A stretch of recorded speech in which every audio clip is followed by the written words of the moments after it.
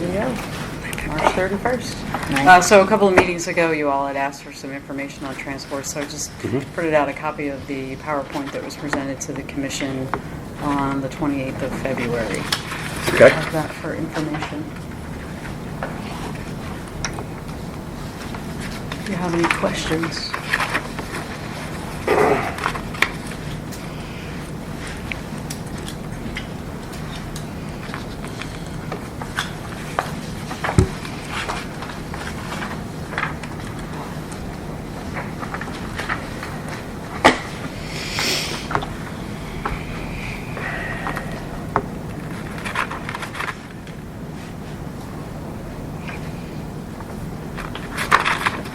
Did you take into consideration that the billing process is about 3 to 4 months in the arrears, and it's for the current year? The only thing I'd have to go on is what the county sends to us. So, Okay. I mean, there's certainly some recognition, obviously, that people can also make payments, right? So Yeah. they can get set up on a payment plan. We get $50 this month, we get $50 next month. What, on page, I don't know what page it is. Here it says write-downs and uncollectibles. On the revenues? Mm-hmm. Okay.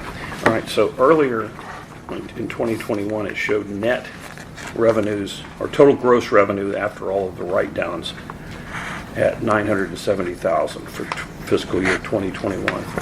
Are we then saying we wrote off more than half of that as uncollectible? This is the information that we get from the county. So the county is telling us what the write-downs are. Medicare, I mean, each of those are itemized. And then they take their 10% management fee. So Jim, I have this might explain it a little better. These are the write-downs that were copy and pasted. This is a check. So it'll give you a better understanding of it. Oh, I see. Okay, no. The nine, wow, that's a lot of uncollectibles. Yes, sir. Holy. Anyway, okay, so the 970 was after taking that into consideration. Correct. So one thing about the county as a billing agency, they kind of winged it when they took it over from the foundation and moved people over just for history purposes. But if they have any reason to not bill, they will not bill. And that's something I think needs to be taken into consideration by both sides of the table and the entire community when it comes to a third-party billing agency, of course. Plus the market rate for a third-party billing agency being max 6% based on call volume versus 10%. So you can capture potentially another 4% there. And then they have their own internal pursuit of capturing, where they actually guarantee a floor of collections. So just something to take into consideration. Yeah, and we have an agreement with the county. Sure. And they say that they're doing the billing. We really don't have any say in how they go about doing that. That doesn't mean that there can't be conversations had about their billing process. And we would hope that they are doing things as efficiently and effectively as they can, but it's worth an ask. Well, I think they are, but that's the point. As they can. So As they can. So just to be clear, we're in agreement Yeah. that transport, quality of service, huge, but how we get there and how commission correctly decides what quality of service and what price is tagged on that. I think that's where we're going. So in the future, as we evolve and we become a full service fire rescue department, as we evolve, these are the hard questions that we have to look at. And do we want to get there? Absolutely. But it's how we get there, and each dollar, what it's spent on. So just reaching out, if we end up in 5 years, 2 years, taking over the billing and taking over full transport, that's there. But as we get there, we have to look at the numbers, and the commission has to make those decisions. Yeah, no doubt about it.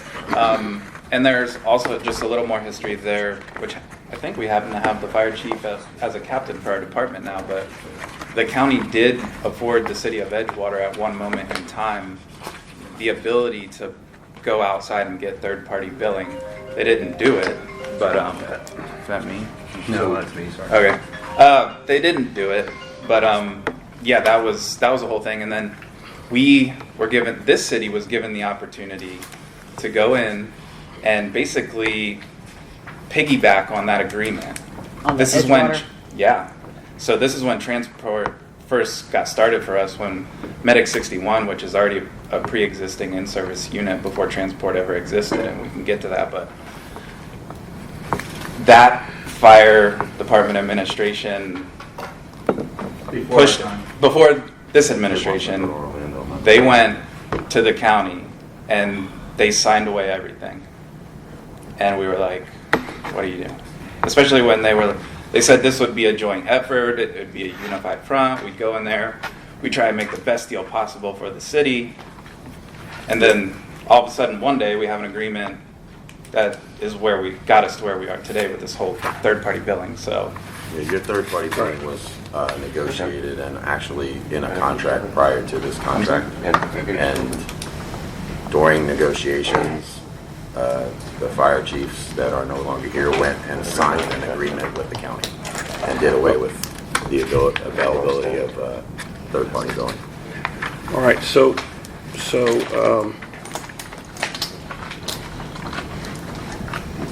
personnel expenses in 29, we're showing wages of $176,437.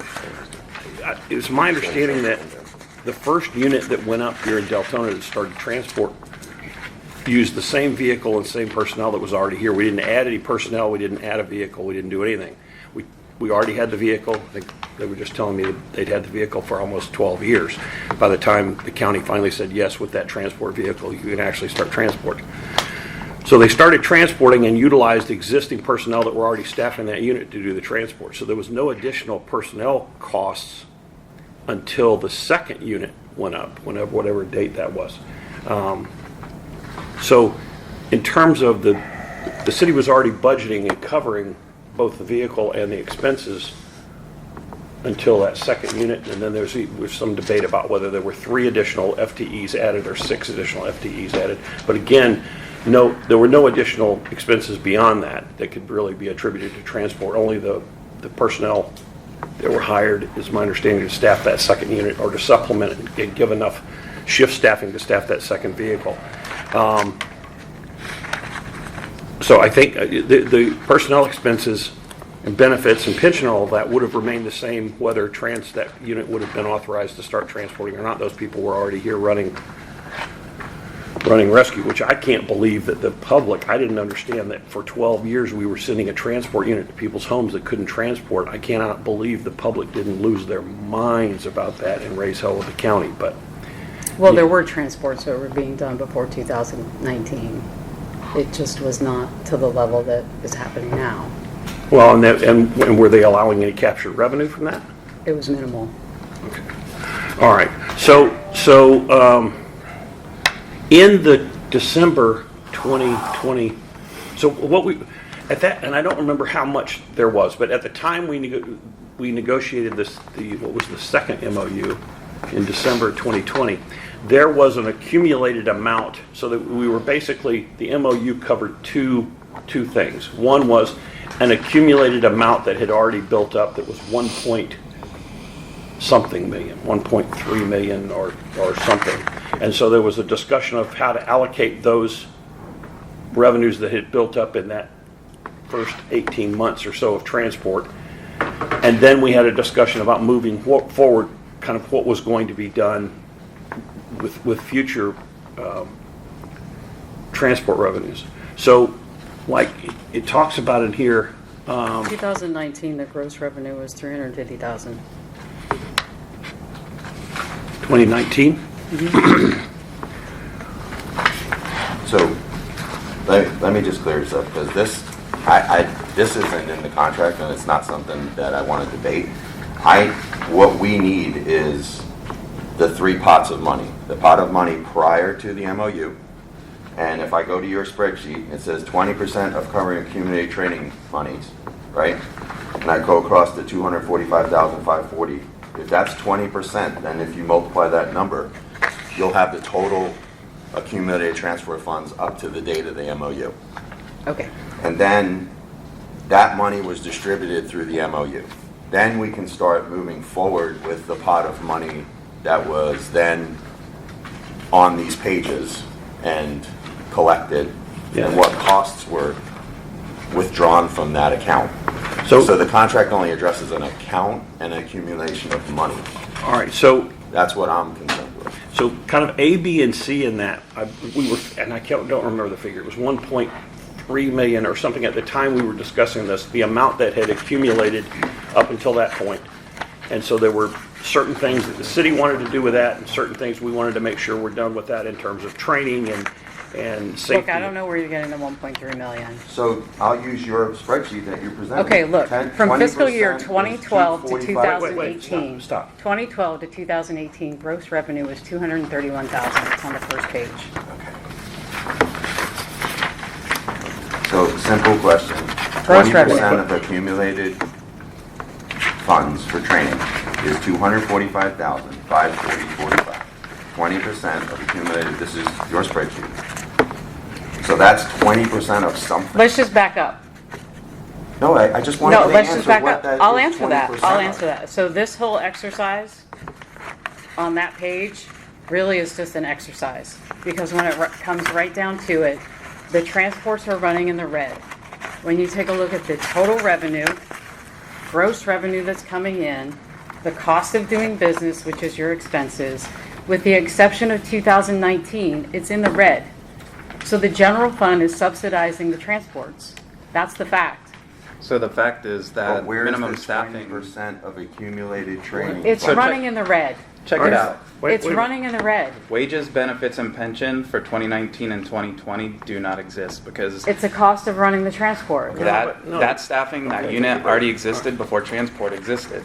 It was minimum level Okay, of so service. let me carve this. Okay. We're just going to So agree you're to saying disagree about that. 350,000, 2019 was total revenue, and you believe that that should be in a pot of money somewhere, which is just a concept because there's no extra pot of money. All right, I will tell you what the city told us at the time when we were doing this. You know what? MOU. I can't defend what the city told you at I- the time. I can take a look at the here and now. These I are the understand. numbers that we have to work with, and I'm telling you that this whole exercise of what was in the MOU was just an exercise because it's running in the red. So anything that has been spent or allocated is really just a shell game. You're just taking money that you're saying is transport revenue, and you're saying it's all in the general fund.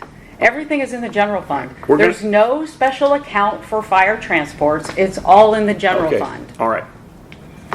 We're going to agree to disagree. Up until the second unit went up, there were no additional personnel costs for the city. It was being done by people that were already here, already funded in the budget, and equipment that was already here and had been here for a long time. So there were no additional personnel costs from which to take those.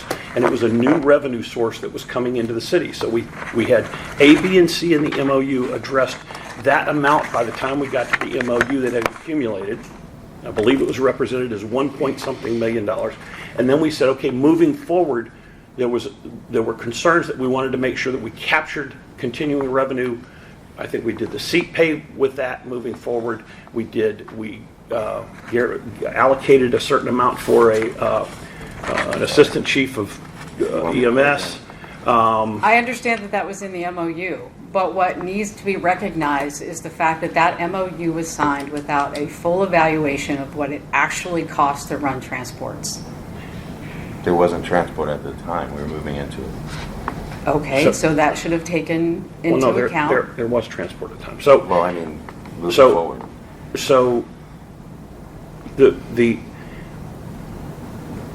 The only additional expenses that have come out of that MOU The- have just come from the general fund. It's It's not coming from I special understand. pot of money for I understand. transports. The revenue from transports was a new revenue stream to the city as of 2019. Prior And to it's that, costing more money to provide the transports than the revenues that are coming in. only if you carve back out and allocate FTEs that were already here prior to transport coming on. So we're going to have to agree to disagree about But that. Jim, just so we had the people, they were sitting at the station. We decided to start transporting. So in the city's perspective, as soon as they pulled out on that first response, those costs have to be gathered I disagree, John, because they were already responding to those calls. What we, The only difference- through the efforts of the union, who went to the city and said, we've got to do this, we should be doing this, those personnel took on the additional responsibility of transporting so that there would be the revenue stream coming back to the city that didn't prior exist. Which the bargaining unit here, at that time, the city was fighting, didn't want to do it, didn't think there was revenue from it. I understand we can now go back and carve the department in two and say, well, let's allocate so many personnel and so much of the electricity, so much of the fuel, and so much over to EMS, and then say, we take the revenues Which we and it's a haven't loser. done. Well, you have. There are Medical expenses, there are supplies, biohazard expenses waste associated truck with the disposal. transports that are not in here. Okay, but you're allocating personnel expenses going back as far as 2019 to say those personnel expenses are now, we're going to allocate those against the revenue to say it's running in the red. When Okay. those people were already here, we're already having to run the calls. Okay. And just a We'll brief go point. with what you have to Just say. a brief So point. 2019, then, it was in the black by about $26,000. 2020 and 21, it was in the red. All right, So is there any money? This was just an exercise. All right, Is so- there any money? So let me ask this. If that's the case, so there's the 75,000 was never used to buy the sanitation equipment out of the MOU? It was. That's not true. Well, We did buy it. please, I think we need to have a conversation, because if this MOU was not adhered It to, was violated. How was it violated? It We says paid, it in we the paid you? please, Okay, I'm sorry. please. We had an agreement that the city would set aside 20% of the current accumulated transport funds. That was the amount at that time for training. 150,000 was to go towards the training center. Was that done? Has that been done?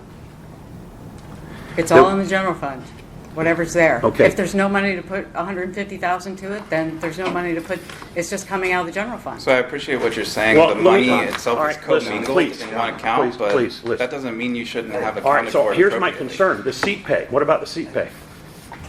They've been getting their seat pay. Well, why? It's been coming out of the general fund.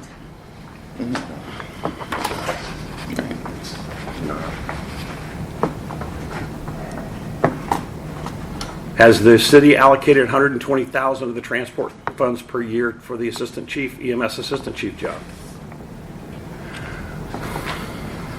That hasn't been requested, has it, that position? That has not been budgeted. I don't, it has not been budgeted, but I don't know what the conversation is This, saying with the city. this is an enforceable agreement. And so there wasn't an amount that was being represented to us and shown to us as an amount of accumulated transport fees as of the date this was signed. And an agreement was reached on two things: how to allocate portions of that accumulated money, and moving forward, how to allocate future revenues brought in from transport, which were brought in through the work and, quite frankly, the lobbying and assistance of this union to push to take on that additional responsibility for this bargaining unit. And so we have an enforceable agreement. And so, If you feel like it's not been adhered to, it's been violated, then file something, file a grievance, whatever you have to do. I don't get your point. well, I'm trying to figure out what portions of it the city believes is just means nothing. Seat pay's in here, And we've been paying seat pay but why? because it's in that agreement. Well, there's a lot of things in this agreement. That's the whole point. Right, it's all coming out of the general fund. If there's not $100,000 to go to the city every year from transport funds, you can just say that. It becomes an exercise. It Okay. becomes a number on a sheet. But it's all just money in the general fund. It's not like the general fund has been subsidized by transports. It's the opposite. I disagree with that, but we'll just have to agree. I Can mean, we take these a are the break? numbers. All right, can we take a break? Sure. Okay.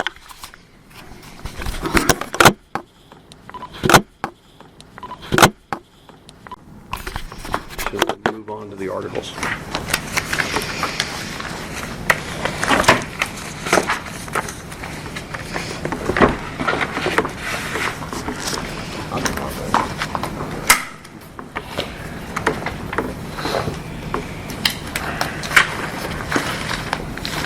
We wanted to pick up the conversation from Article 35 regarding performance evaluations, what we had talked about.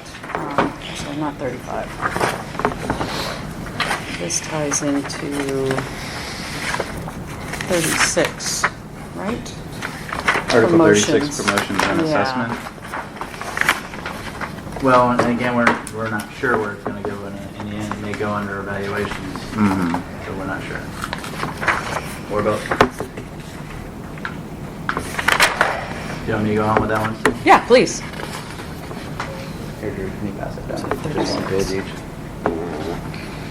So, I was assigned the homework to look at what we discussed at the last meeting about the performance evaluations, and pretty much the thing that was, the big discussion was how to rate the performance evaluations into the thing, and after the discussion, we talked about points.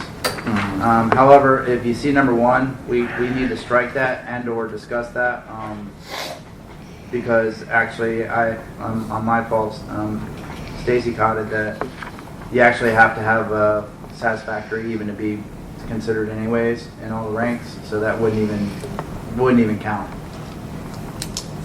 They wouldn't even be represented anyways. Yeah. So, the Actually, question. I'm sorry. At what point does that, because we're looking at a 3-year period. So if they're unsatisfactory 3 years ago, would they be able to? No, the way the contract, it would only be their last evaluation, is the way the contract article says it. If you look under Okay, so then engineering. that could be applicable. Okay. I don't, Right. well, Evaluation. We're looking at that. we're just seeing it, Okay. but We're looking at in- the average of 3 years. Sure. It could Right? be. So 3 years ago, someone could have been unsatisfactory. They I'm with you. improved. It could be, So and they that's why I could- say we may need to discuss it, because I believe if you look at, I think I said. So I'll say If you look at initially, the these promotions are, article, it's underneath engineer, for example, it says you must meet above satisfactory, a satisfactory or above sure. for the previous agreement. So however we want to word that, but the point of this is that, would this be what kind of point representation you guys are looking at first of all? Because that's what we discussed the last time. Conceptually, yes, but I don't think number 1's digestible anyway, because it rings like disciplinary, and I think that disciplinary behavior and actions taken can be handled within the assessment process, and it doesn't have to be carried into a promotional exam. That's why it's a bonus point system, so you can get a bonus, but you're not going to incur a penalty within the You're realm saying you of don't the like the promotion. negative? Correct. Okay. Yeah. Yeah, so we could just make number 2 number 1 and just put value representing satisfactory or less. So Right. that if you do have, for instance, a negative the Satisfactory 3rd year below. ago, it might end up being less than satisfactory, you know what I'm saying? Mhm. The average. Is that what you want me to do, just cross it out? Yeah, I If crossed that's it out. okay with you guys. I could get down with that. Well, And then on number 2, we'll just change everything from 2, 3, 4 to 1, 2, 3. And then we can put value representing satisfactory or less, because it's the average. It would just be 0 points. Would that suffice? I'm sorry, you say so. you're averaging it or you're adding it? But they did. The way we get there, we take the 3 and we average the 3, and they're gonna come up to some sort of average the score. 3. And that score is gonna represent either satisfactory, above satisfactory, or exceptional. Oh, okay. You see what I'm saying? Yeah, it's the same. It's kind of Yeah. adding them.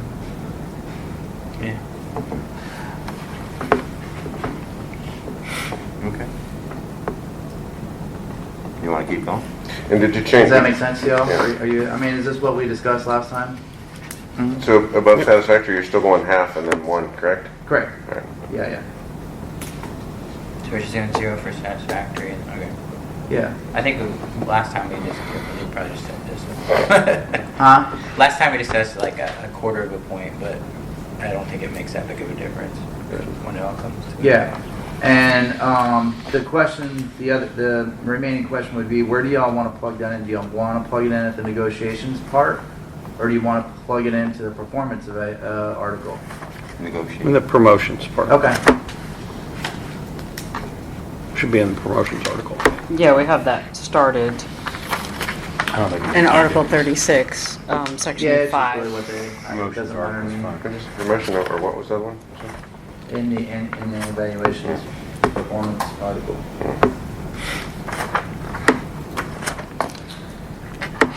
Okay, so are we good with that? 35 or 36? 36. 36. And I'll just plug that into the promotional article for next time, and hopefully we'll be done with Section that. 5, okay. Let's see. Let me look at this. Bless you. We had further discussion. On the promotionals? Yeah, on that. So we had a further discussion in regards to section 12 for the 5% pay increase. And we were having a discussion about separating those into a 5, 7.5, and 10%. And Article 36? Yeah. Section 12. It's like on one of the back pages. There it is up there on the board. It's like by itself. That's not what I have for section 12. Article 36? You took section 13 you're talking about.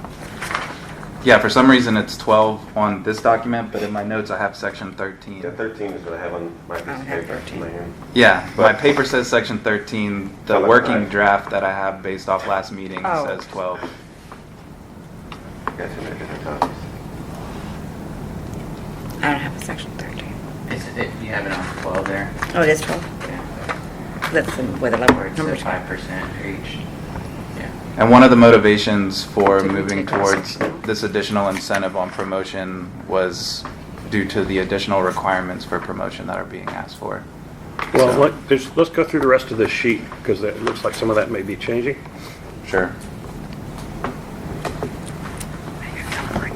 You want to keep going? Yeah, you guys Yeah, ready? yeah, go ahead. Okay, yeah, we didn't talk about that last time, did we? No, this Oh. was a recent conversation with That's what this you side got. of the table. Right. Okay, I was confused, I Yeah. was like, I don't remember talking about that. Okay. No, 'cause this is just that one I'm back. section. Yeah, Sorry. I'm back. Okay, I was just a little confused in the moment. So, you guys talked about not wanting the paramedic in the, for the existing, personnel. Because in the end, and correct me if I'm wrong on your discussion, Jim, but in the end, they're gonna filter out because of our current policies about requiring paramedics. Well, I mean, I think we need to talk about that. Currently, it's not a requirement to promote to engineer or lieutenant, right? Correct. Why are we adding it? Well, like I In said, in light of the discussion we just had about this, why in the world would we be requiring that? like I said in the last discussion, is because if we're going to require our new guys to come in as paramedics, we want to eventually be that. Our administration is still in the direction of, unless we're told otherwise, that we are eventually going to be looking at transport other units. So we are still. But what the sense I got is that this is a loser for the city and costing the city a ton of money. I can't answer that one. You have to talk to Stacy. That Is was this- your interpretation. No, I mean, is that not something, why would we be expanding something that's cost draining, whatever the figure was? So why move in that direction that everybody has to be a medic if that's not beneficial? That's a decision that the commission has to make. Our job is to show them what the impact is. We're always going to be subsidizing the fire department. That's the nature of having a fire department, is subsidizing it. Well, it's So the- at what point do you, how much of that do you want to subsidize? Is there a county department or city department that pays for itself? You said Probably- subsidize. Probably not. No, it's not. I don't think it's a subsidy. It's providing the service and at whatever cost it is. In this case, part of providing the new service is there's a revenue stream out of that. That doesn't mean that the city is now suddenly subsidizing the fire department. Prior to the transport revenues, the city was simply providing the service. Well, I take that back. Actually, there are departments that do handle themselves. That pay for themselves entirely.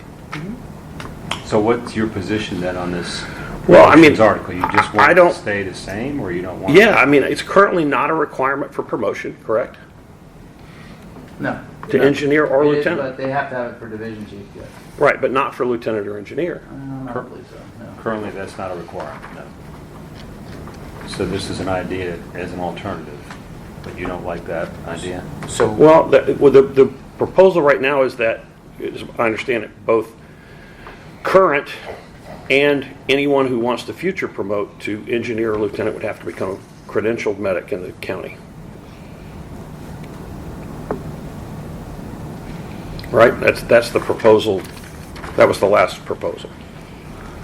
Yes, but That's what I was answering on this notes thing is y'all's issue with that was requiring the previous people that are there, the current people, y'all had an issue with that, which I get. So my proposal was to drop that requirement for them and only like grandfather them in and propose this academy language, which would go either in its own article or in the promotional. All right, so somebody who's an engineer wants to become a lieutenant now that's not a paramedic. They've been here 10 years. They now decide they want to sit for lieutenant. They're not a paramedic. How are they getting off to go to paramedic school? They're on vacation? Now? Yes. If this language were adopted as it was presented, is that all on them? It would be the same as we do now. They'd have to go on their own They time? pay for the class and all their books and all their supplies, and they supply their own time, yes.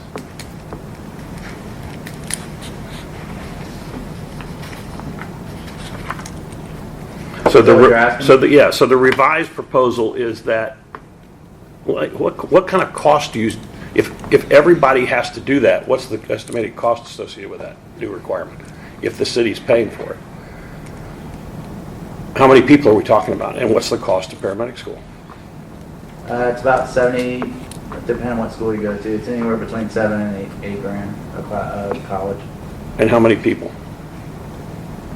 We have, I believe, 5 at one rank and 11 in the other rank. But they only have to go if they want to get promoted. They would be grandfathered in. Those current people are already grandfathered in. So they only have to go if they get promoted, which they'd have to go, lieutenants would have to go get promoted anyways to division chief. They'd already have to have a paramedic. So we're really only talking about the engineers or those lieutenants who want to become a division chief, which is already a requirement. So you can take the lieutenants out of that equation. Correct. So we're only talking. Because they're grandfathered in anyways. We're not requiring them to go to school. We're only requiring them to go to school if they get promoted. Those positions in the last meeting proposal. And supervisory wise, Bush, a lieutenant is in charge of a paramedic while on shift. Yes. Except for medical decisions. Correct. On a scene. Okay, I understand the revised proposal. So my question to you is, and we've been down this road, Chief. But I haven't revised anything yet. That's what I'm trying to tell y'all. Yeah. I mean, I feel like I'm being jumped on here. We've been down this road with the paramedics, obviously. Yes. It's not been a real, heartache or anything.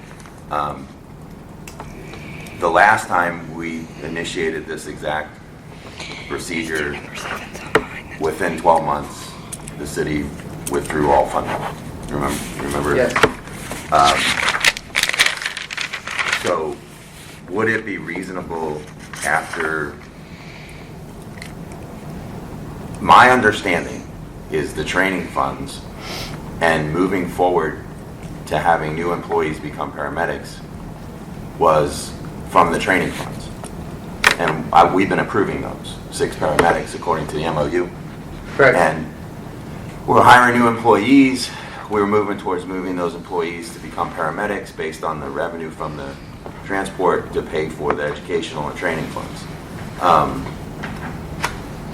Moving forward with this on top of that, do we now try to secure that funding since we're looking at the paperwork saying that there is no money? Would it be reasonable for us, me, you, the plans that we had in the past, to now secure in accordance with this funding for that educational fund? That's not my fault. Well, I'm just asking the question. Would that, for me, that would be more of a reasonable step, that if we're moving to create more cost to put paramedics through school, and we're seeing a loss of revenue that we all were going to use to put these new kids that we've already committed to go to paramedic school, I don't see how we're going to sustain that unless we attach some kind of guaranteed funding for that. Let me get to my notes because you guys have squirreled me way away from where I was going. So let me get to my notes. So for the promotional article, y'all had a concern about the paramedics. I took that into consideration, talked to the chief. Yep.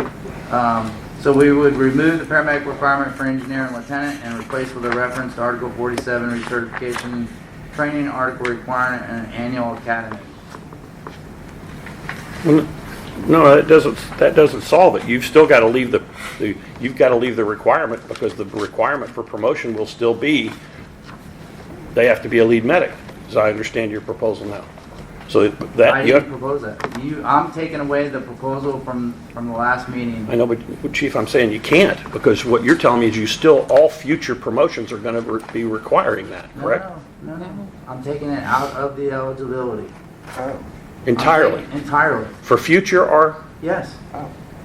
If you read right there, remove paramedic requirement for engineer and lieutenant and replace with reference to Article 47. All right, well then Okay, keep going, sorry. yeah. I know that's My bad. That's where I was going, but I wasn't here last time. I was just going on what we had talked about in the past about making it a requirement. and this is really just up for discussion. That's why I didn't put it in the article itself. This is Okay. just up for discussion. So I didn't want to make an article yet until, because if you guys are like, no, we don't want to do that at all, then we'll have to look at something else. Okay. So the fire department will host one engineer academy, and well, let me preface this. So for a long time, and as all you guys know, one of the things that all fire departments and police departments and all that stuff lack is preparing our officers for the positions they're in. So I looked at that long and hard with the chief, and we looked at, well, what's more important, the paramedic or the academy, for preparing our officers for what they're fixing to do and making sure they understand what position they're actually being hired for or promoted to. So we would much rather put in some sort of academy into play rather than the paramedic. We think the paramedic thing will self-correct itself over time, just like Jim said at the last meeting. I agree with him. Will correct itself over time with the new paramedics coming in. And I do still think we need paramedics, because we still run an ALS department no matter if we have transports or not, which I don't believe we're ever going to get rid of transports at this point unless there's something I don't know about. The fire department will host one engineer academy and one officer academy annually, and will attempt to host one makeup or second academy cycle depending on availability of space on the annual calendar. Secondary academy will have at least a 45 calendar day notice. The dates of these academies will be posted on November 1st for the following year, so you already know the date of the primary academy, so you can plan for it. All appropriate ranks must attend one academy every 24 months. So everybody, no matter if you're new or old, has to go to this academy every 24 months so that we can present fresh looks at things, new information, new technology, all those kind of things like that, new forms that come out or whatever. Alternative training may be approved by the fire chief or their designee. However, the following cycle must be the in-house academy program. So if you know you're not going to be able to make that academy, but the chief approves whatever alternative you present to him, then that would count for that alternative academy credit. Academy status will be tracked in a training program under credentials, which currently is our vector solutions under credentials, just like we track ISO and all that other stuff. It would be tracked under one of those credentials. The first appropriate rank academy available will be mandated for any new promotion. So you're not necessarily required to have that academy before you get promoted, but the first one afterwards you'll be mandated to attend after you get promoted. So far? Any absence from this academy must be approved by the fire chief, and the individual will remain on promotional probation until academy or alternate training is completed. Again, they will still have that alternate training available to them if the fire chief approves it.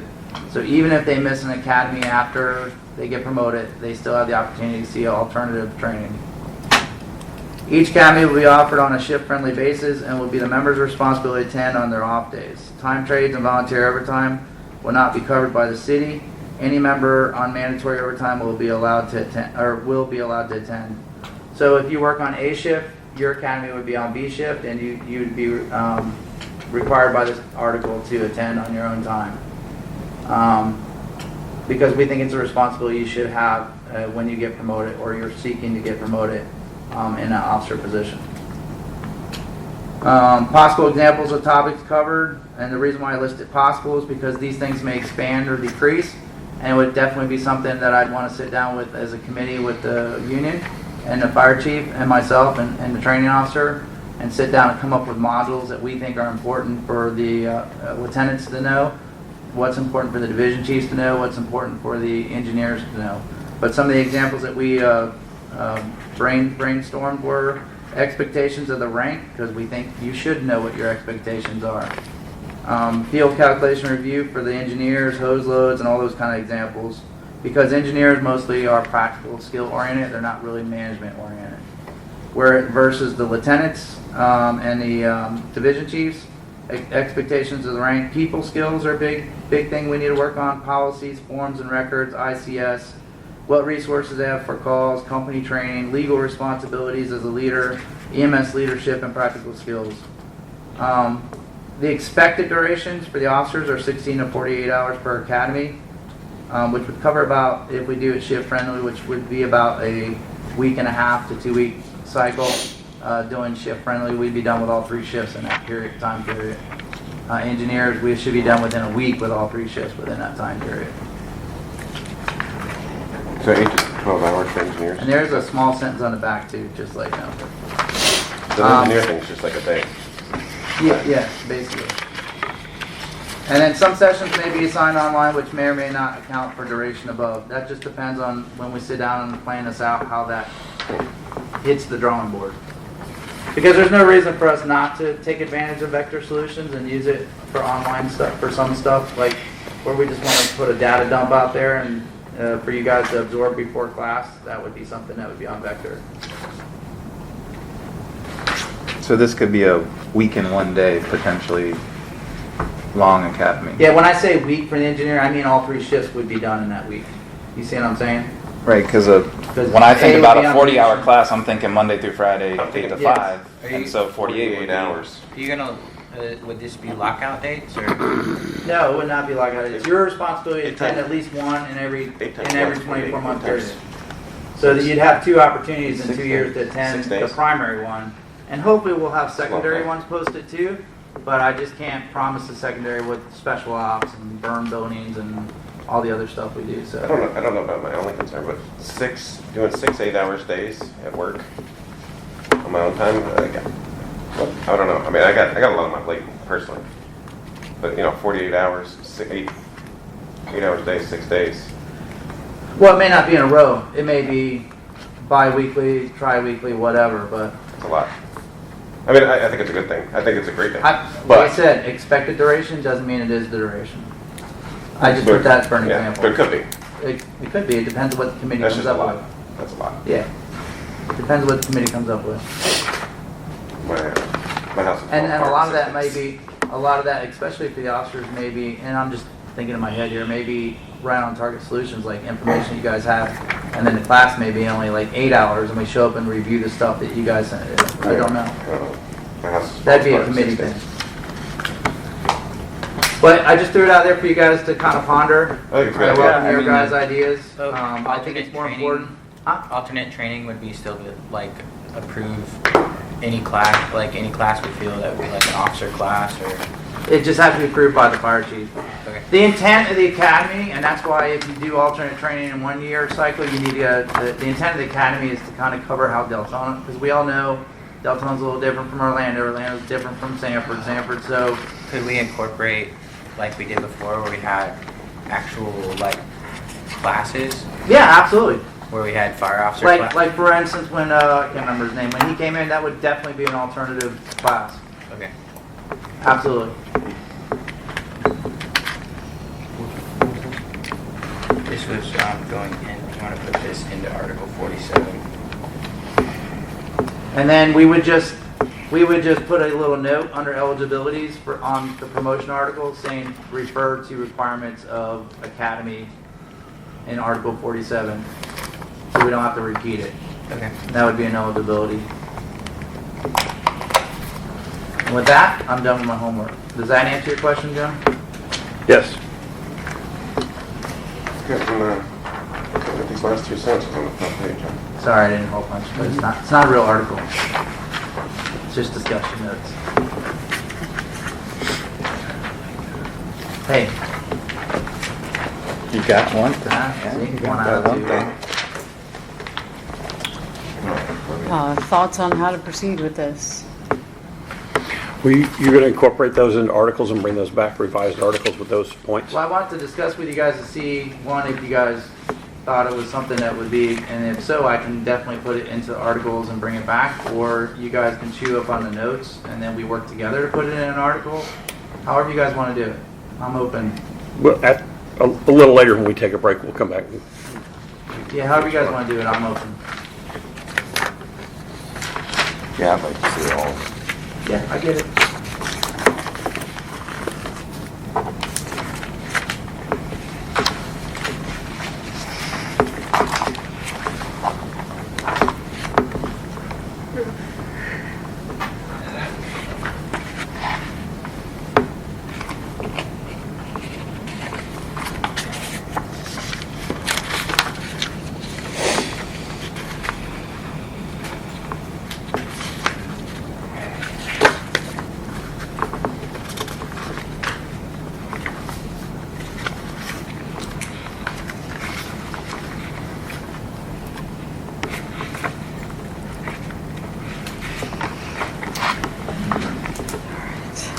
Last time we had some discussion regarding the duration of the contract, with the city proposing 3 years, no more than 3 years, to be in compliance with state statute.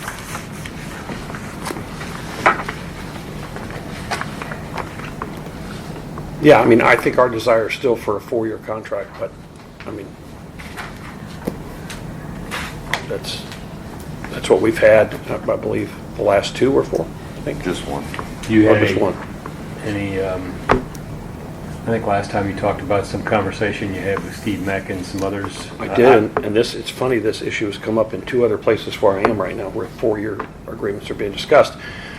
And I did find it. I did find we had actually was briefed, and there were 3 very early PERC cases. And essentially, what PERC has held, apparently, I'm waiting on the cases to be pulled out of the hard copy reporter, is that section of that, whatever it is, section 5 of 447, Yeah, whatever it is. Yeah. that talks about the 3-year limitation. There's at least 3 PERC cases that have said, well, that limitation was only put there to make sure that at least every 3 years there was a window for someone to challenge the certification, for another union to come in and provided there is a window, there's language that creates a window allowing a rival union to come in and file cards and file a representation certification.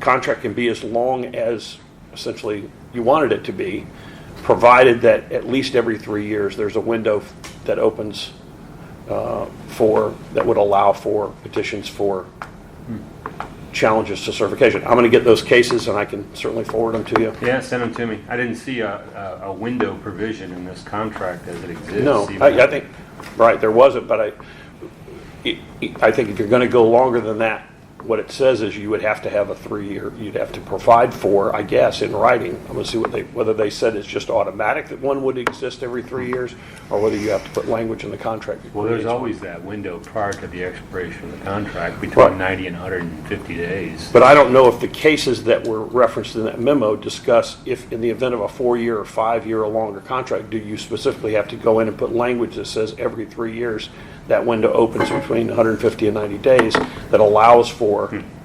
I haven't seen the cases, but it would seem that if PERC made the decision that you could have a contract longer than 3 years, as long as you had some opportunity for a decertification petition after each expiration of the 3-year period, that you'd have to have something in the contract. Yep. I'll take a look at those cases, but that seems kind of odd to me. Anyway, we're desirous of a 3-year agreement, and we think that's more in keeping with Florida law. But send me those cases, I'll take a look. Okay.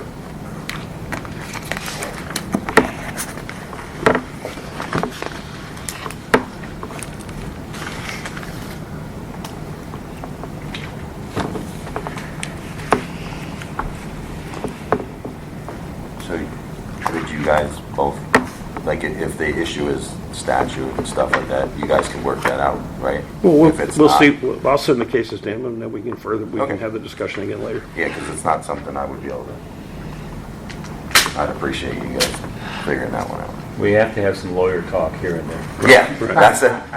That's what I want. Because that's way outside my. We'll throw in a little Latin if you want us to. No, It's outside I won't. Yeah. It's outside my wheelhouse. Expressio unis Pig Latin, juris, maybe. or, well, you know, something. Make it sound like we know what we're talking about. Of course.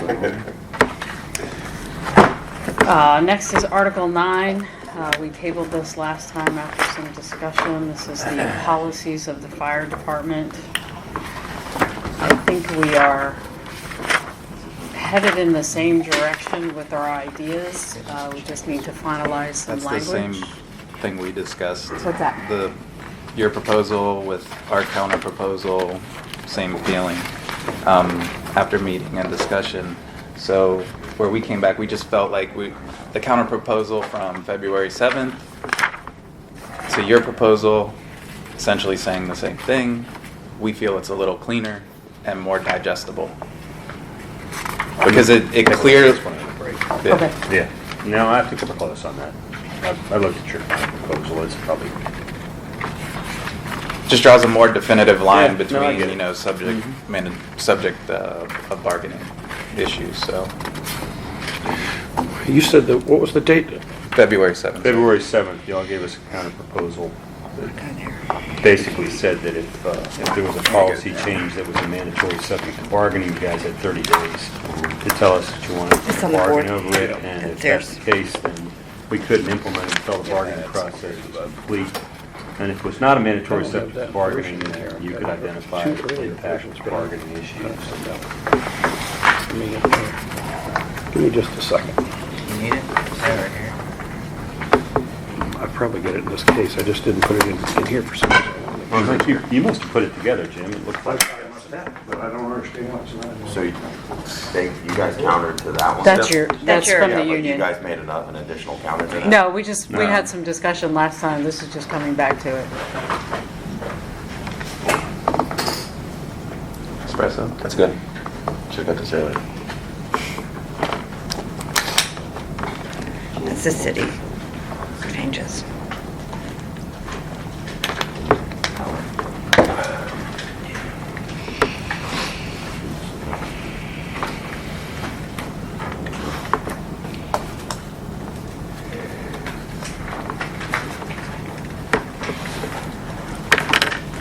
So I wasn't here last meeting. So was there was no counter proposal to this? No. You guys were good No, with that it? was our counter to their Yeah, proposal. so there was no additional? No. No, we just Oh, had okay. discussion. I thought I saw one. I don't know. I thought I saw the unicorn this morning. But I didn't. It was weird. It was a poster. We saw a unicorn. Yeah. We saw a turkey. We saw And a bear. Yeah. A bear. Drainage ditch, but that's not. The bear went in the drainage ditch. That was before the coffee. We got a call for a bear attack one time. Wow. Right over here. Bear attack? Mm-hmm. For reals. Oh, for real. There was like 10 deputies on scene, drawn down. And we pull up and they're walking out of the house just shaking their head. And it was, this one gentleman called because the other gentleman was having a nightmare. But he thought there was an actual bear in there Oh, I remember attacking that. him. I remember that. You find it? I just gave him a. Oh, okay. Drugs. No, just elderly dreaming. Aw, No, I don't think so. that's kind of sad. We were calling for fish and game and everything. We're like, that was one of our old lieutenants. It was funny. See, my uncle shouts the other day, he says, Okay, so we'll come back to that. Is there anything specific in the counter proposal that you aren't comfortable with? The only thing I didn't see in there was, we had some previous language about making it clear that if you all didn't respond within a 30-day period, that signaled that there was no intent to bargain over it. I think it was in there, didn't it? I didn't see it. I was looking for it. Unfortunately, trying to find it. It was in, Middle of the paragraph, the union shall have 30 days in which to provide the city with a demand to bargaining over the new rule, regulation, policy, or procedure. So you're talking about the lack of reply. yeah, there seems like In previous versions, there was some sentence that said that if there was no response Yeah, from that the was union, then... bottom paragraph, page 2. Read through the strike through. The union shall have 20 calendar days from date of submission by the city to provide a response to the city. No response shall constitute. I'm fine with putting that back in. Yeah, it just says no response from the union shall constitute acceptance With no intent to to bargain. bargain over proposed change. Are you okay to add that, Debbie? It's on the board. Is that what you're wanting? The 20 days, 20 calendar days prior to implementation? Section. It'd be in the, well, I'm reading it from the one that we provided February 7th. So go back to that one. This one was from 3/18. No, that one. There you go. Okay. There you go. And you want to go where? Down. I Right. think. You have to go to the next page? No. Right there's your 30 days. Union shall have 30 days. Oh, you're talking to pull and to copy and paste? If you want to copy and paste it, it should be on the next page. You can copy and paste that language. Pull it back up into this paragraph. You're losing me. What do you want and where? Keep going, keep going, keep going. You're doing good, Debbie. Yeah, thanks. You're really giving me. Still Okay, keep going. I mean, it's just a question, but obviously, I don't know, but would it be? It might be easier just to 30 days wite on it in. everything? Yeah, it would be. That's what I was thinking. I can At this type it in point. 2 seconds. Yeah. So where do you want it to go? Here, I mean, we haven't just gotten go back to That one you just had up to the top. section 2. Keep going up. Go up. Yeah, there you go. All right, so about halfway through the paragraph. There you go. Right before if the policy procedure. Right there. Right, go where Down, your down cursor is. one line. Right It's the there. policy that. procedure, okay. Right at the beginning of that. Right at the beginning of that. You're going to insert a new sentence Can before you that. type while I talk? Of course I can. Okay. 1 second. I figured you could. What do you mean type? No response. What was that? No, Run. no No. response from the union, capital U, shall constitute acceptance with no intent. Shall constitute what? Acceptance with no intent to bargain over the proposed change. The proposed.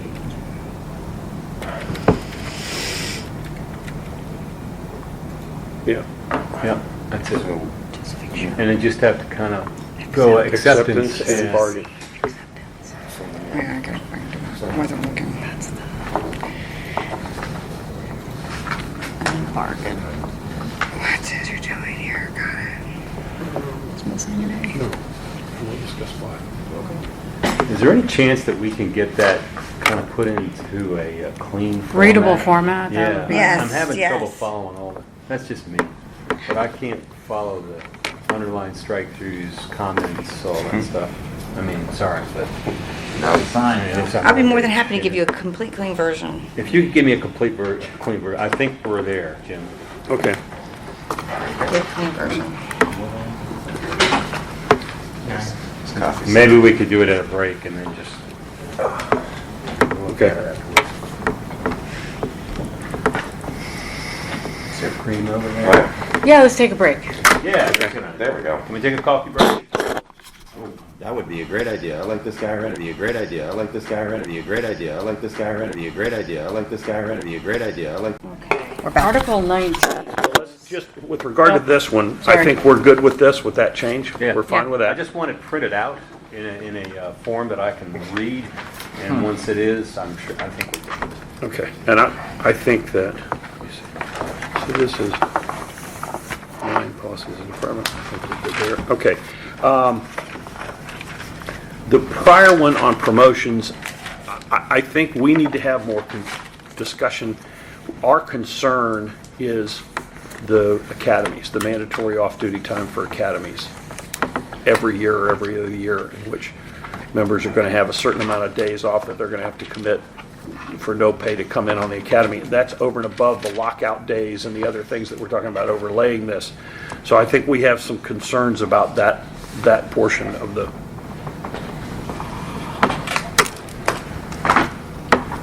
Well, we'll put it together in some sort of Yeah, would you like us to put in an Yeah, article? yeah, I think so. And And then we can then, have some more discussion about it. And we'll Yeah. give it to you next time. But that's gonna be under Article 47, right? I think that's, Yes. that was why I didn't That put an 36. article, because I was making sure 36. one, y'all agreed with it 36. being in 36. 47. well, he had said that language, I Talk about moving think. that to that 47. academy to And then we would 47. just reference in the promotion We already article. TA'd to 47, so. Yeah, okay, I'll put it. Yeah, we'll I'll have put to it- come back. That was previously TA, but if you want to add that language there, that's So I think he just referenced 47, that first sentence. I think it would best be in 47, ma'am. 'Cause it talks about training and recertification, and that's really where it would go. And then in a promotion article, we would reference Article 47 as an eligibility. Okay. We did already TA that, didn't we? Yeah, yeah, we'll just have to. You can always add it if Yeah, you It'd just be an add-in. yeah. I wouldn't mess with any of the other language, it would just be another section. I'll type it out though.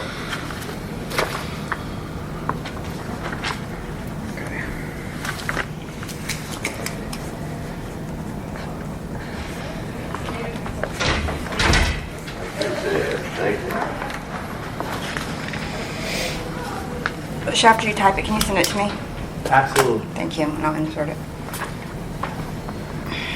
So you are tying it to promotions though. Yes. So shouldn't you also add it to, Well, he just said reference in the promotion article, reference Yeah. that 47, I think was the, I understood.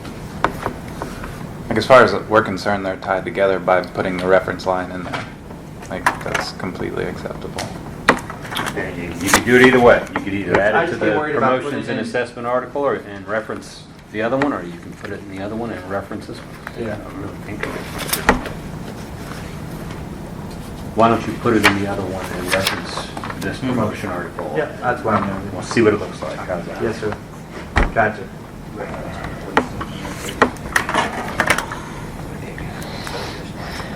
He's trying to figure out how he's gonna write it up, so.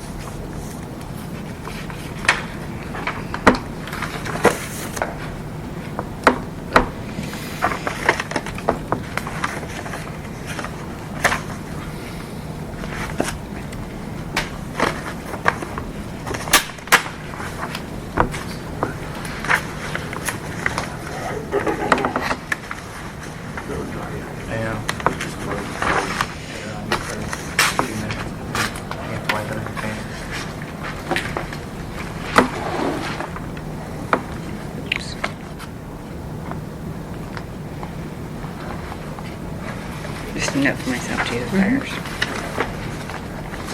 Which one am I going to now? you ready to move on? Article 19, extreme weather rehab. So we had discussed moving this to a department policy, and Chief had provided a proposal of what that would look like. There was a question regarding purchasing last time, which I think Yeah, was for referenced in the Food article. and beverage and Yeah. then So there is in purchasing policy a section regarding incidents. So certain employees are often called on to perform work for the city outside normal business hours. Some of these incidents are anticipated while others are not. The supervisor may authorize meal or snack purchases for any incident extending beyond 4 hours. Meals or snacks may not exceed $11 per person.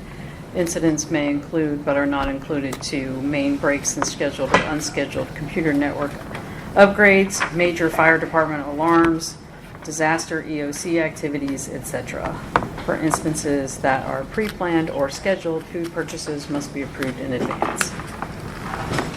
And it goes on, but I think that answers the issue, whatever it was before regarding, And so that exists in another policy? yeah, that's a So I think it fitting had- purchasing policy. I think it had something to do with just the mechanics of it, where the administrators weren't allowed to go and make a purchase just There was no your purchasing mechanism. card or something wasn't. The problem with in the past, the problem with that 4-hour thing is that if it's not 4 hours, then it's denied, basically. So like a structure fire, for instance, may not last 4 hours, but yet our guys have been in intense heat for, 20 Right. minutes, 30 minutes, and the outside temperature is, 100 plus degrees out. So, like, we weren't even allowed to go buy waters or anything for them. So that was kind of one of the concerns. And then the other concerns, like when we go to the burn buildings evolution, most of the time we can plan those, but on some events, like the county will call us and say, hey, tomorrow we're Yeah, going to be we doing did the burn other day. building. That would be my concern as the administration. But if we could fix that in the policies, Hard. That's our main concern. does that make sense? That was taken So I have a out. question. With all the work we did to get this into the contract to make it safer, why is there a push to now take it out of the contract? Is that, I'm kind of missing that to make it, especially the move to make policies more city-oriented to change. And this directly only relates to us. Why would we want to take it out? That's where, I mean, it's just a question. Because I've been doing this 12 years and we've built this policy around our specific needs of training and pitfalls that we've learned and people being, boots on the ground, understanding the situation. What's the benefit of removing it?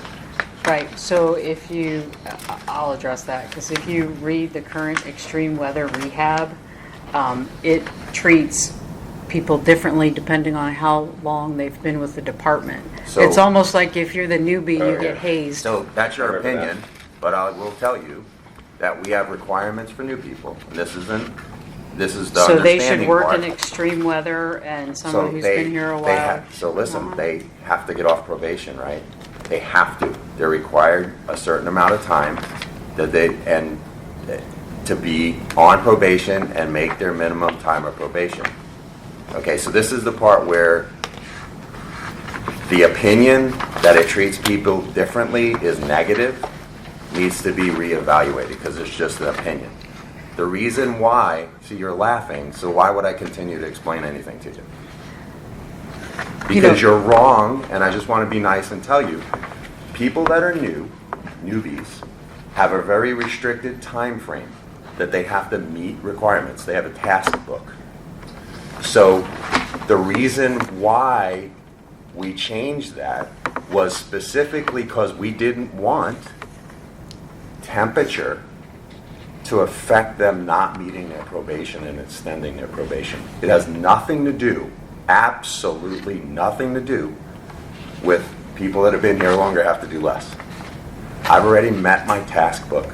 I've already accomplished my goals that I'm required. I didn't say anything about people being here longer having to do less. It's all about extreme weather and having people Absolutely, in and extreme weather we and have not to- providing sufficient breaks, coverage, or hydration.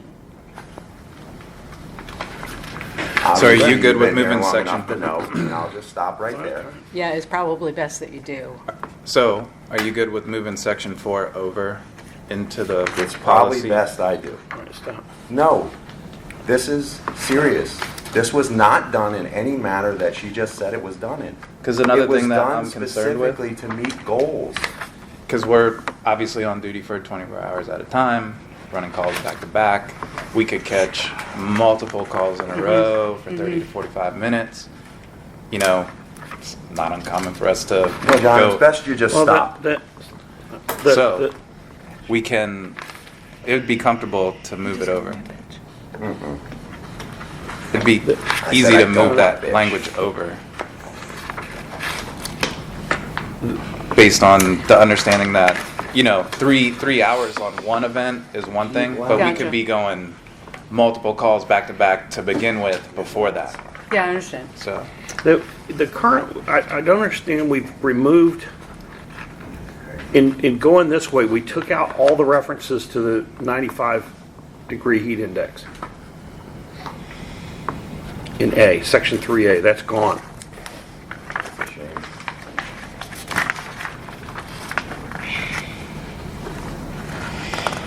Why was that Bruce, can removed? you address that one? You used, So, you referenced, I referenced, as you can see at the bottom, I referenced NFPA 1584, the 22 edition, the New Smyrna Beach Fire Department, the winds effects from the Florida Institute of Technology. We're actually covering a lot more than what the extreme weather covers in the contract. No, I'm specifically asking about the 95 now is 105 for everything. Yeah, because what we did was here's what the problem, and I get what John's saying, but here's what the problem with and I agree with John, that's the reason why it was originally wrote in a contract. But what was happening was, to be honest, we had some people who we had older people, we had other people that were non-trainees, trainees, that they couldn't do work, but the trainees could, so therefore the whole work stoppage stops. So there is a flaw in that system. So that's, now, we moved to the policy because that's what Stacy asked me to do. So the NFPA 1582 or whatever it was, 4, talks about the 20-minute breaks and all that stuff that's built into the policy. It does not talk about 95 and 105 degree temperature, so I tried to use it off of a reference source. All right, so Section 3A deals with training evolutions and sets outdoor training activities.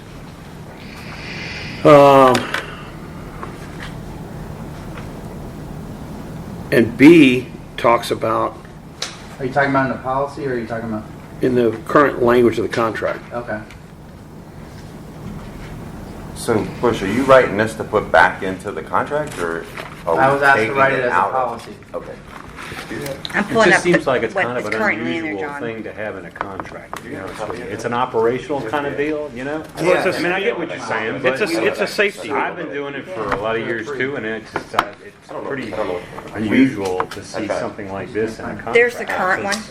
And that's kind of what we've done, is a little bit outside the box stuff to make it easier for training. And honestly, like Bush said, we've successfully, over multiple contracts, been able to address things that we thought were issues. And if we've run in, I don't know if the issues of people not being able to do things that are trainers, but if that was an issue, I'd rather fix that than throw away the whole article, put it in policy, then policy subject to,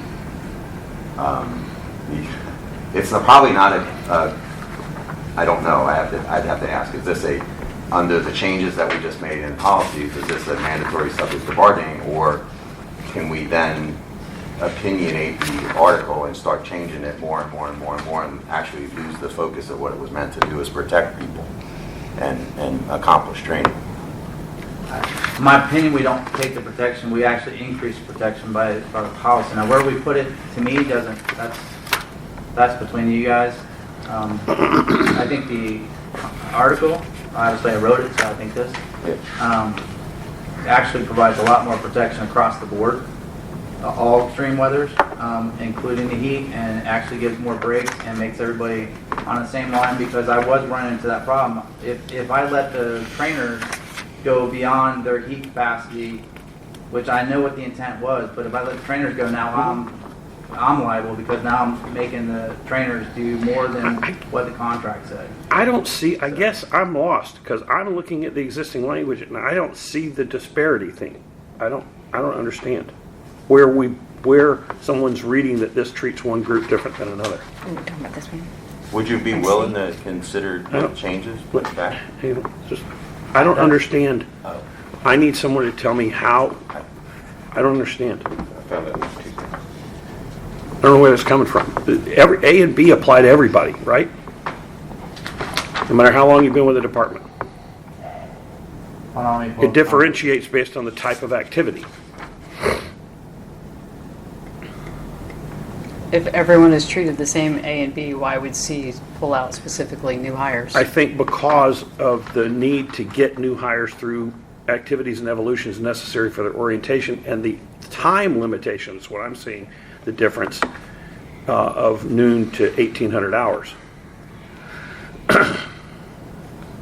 which does not apply to orienting new bargaining unit members to get through their evolutions. But the index is 105. Breaks are, hydration breaks are 20 minutes below. I mean, I'm not, A and B apply to everybody, the way I say it. It's differentiated based on the type of activity. And a lot of these kids only come in from 8 to 5 for the first few weeks. So I guess, Jim, let's just back up a little bit. Our goal from the beginning was to take some of the articles that can be folded into the policy procedures of the department out of here. That way we have one stop, one place to go. So if we can just back up, so what is the reasoning to keep this as an article compared to making sure we get all the language we want and put it in a policy, which is what Bush was talking about? All right, because it's a mandatory, safety is a mandatory, these are safety issues that, the way the current language is drafted, it's all about personnel safety, and that's a mandatory subject to bargaining. So I think it's appropriate to have in the agreement. Like John was saying earlier, and you had mentioned, it's unusual to have that in there, but we have managed, and I'm new to all this, relatively speaking, but the being innovative part is tricky. Sometimes it really works out. Like Bush said, this didn't really pan out in a certain way, but many times we've been amendable. But to be amendable, you have to be innovative, and you got to move outside your normal parameters. So, I mean, and this is a health and safety issue, so. I mean, some of this, I think, with the new policy is winding both. I think some of it is our operational decisions. When and under what conditions, I guess it could be said that certain vehicles operate based on wind speeds and that kind of stuff. That's different than hydration and heat index for training and that kind of stuff. And I get what you're saying about the city policy and the food and beverage, nutritional stuff. But this, for me, it makes me more comfortable because it speaks specifically to our department, and it's not out, because I think policy said, as you read it, it was outside normal working hours. So. Yeah, but I know what you're saying. I thought You know what that I'm too, saying? but it also says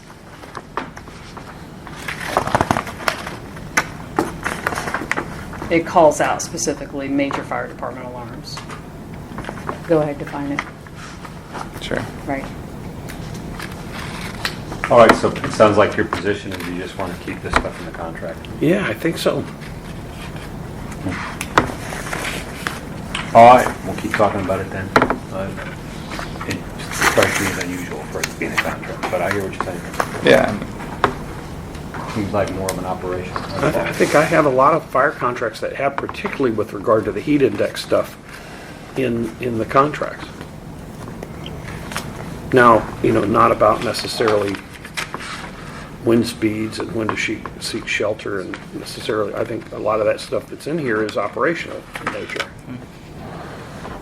Yeah, I mean, I hope you can see our point of view, and that is that, if you have policies and then you have stuff in the contract, a lot of times you can get inconsistencies, and we're trying to avoid that. Mm-hmm. It just seems like it's something more operational in nature. I get what you're saying. But And the concern we have is that if all of this stuff is moved into policy, and it's not in the agreement, and it's only just referenced in the agreement, with an understanding that changes will be provided to the union has 30 days to notice, and so as things go along, if everything exists in policy, we could find ourselves in a constant state of bargaining, that every time a policy is changed, we're having to demand bargaining over the change, and now we're back at the bargaining table over a specific, and then 3 weeks later over a different one, and a month later over a different change, as these policies are changed citywide. Whereas once the language is in here, it generally goes unchanged for 3 years, except by mutual consent. except you don't have the ability to change if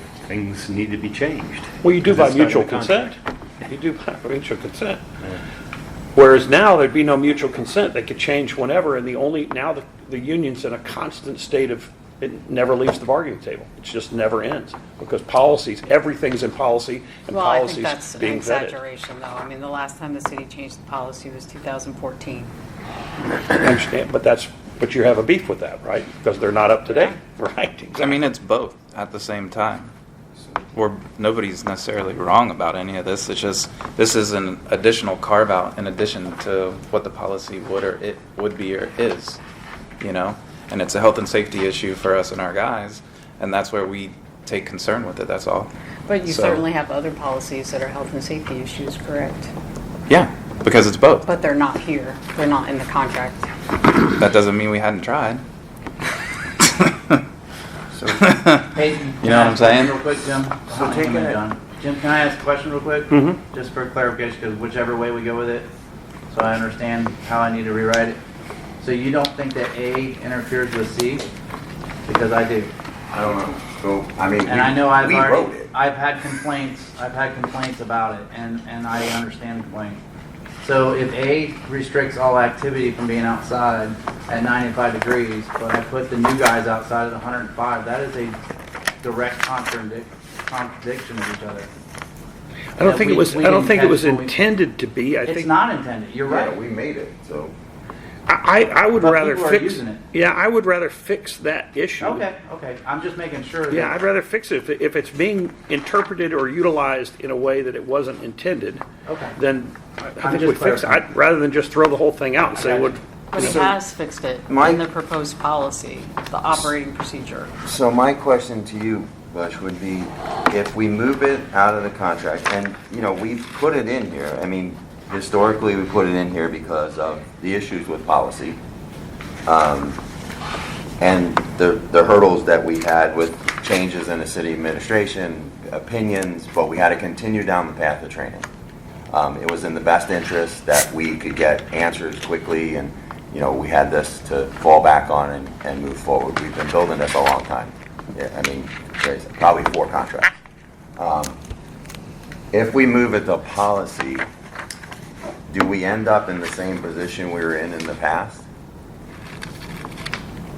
I mean, that's what I'm concerned, and I understand that the attorney it's an odd thing, and I understand that other people don't really understand why the policy is written the way it is, and the difference between new hires and their task books, and, you know, they work 9 to 5, and we got to fit it in no matter what. We don't have a choice, so we have to kind of give them more leeway to work outside and stuff, or get them in the bay.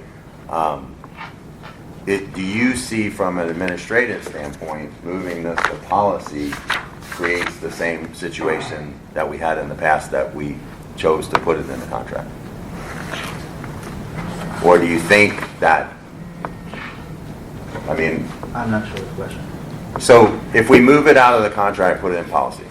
We worked on this for a long time, me, you, the chief, everybody, to get this into the contract so that we could manage the new hires and, you know, keep going with training with situations that were, you know, hot, way crazy. So if we move this to policy, do you see the same thing happening that we had in the past, where we had like our hands tied? Well, my honest answer is, one, I'm here to be hopefully answering to both sides of the house here when there's questions that come up. But 2, I think if Stacy gets or proposes what I think she's proposing with the policies and the procedures, meaning that anything HR related or those kind of city policies become city policies and our procedures become our procedures, correct? Mm-hmm. And we still have control through the contract article that there's a committee that decides if those procedures get changed, because this would be a procedure, I would assume. Then I think it would be protected by the contract anyway. No, I mean, this is a good example of one that contains elements that are mandatory subject to bargaining with regard to safety. Does that make sense though, John? Does that answer your question? So I'm not sure, to be honest with you. That's a loaded question. I think my resistance is just the misunderstanding of the article. We worked for a long time to get this in here, and it is a work in progress, but I mean, if there's a way to secure it in policy that isn't going to be subject to constant, I mean, basic opinion, that's where it worries me.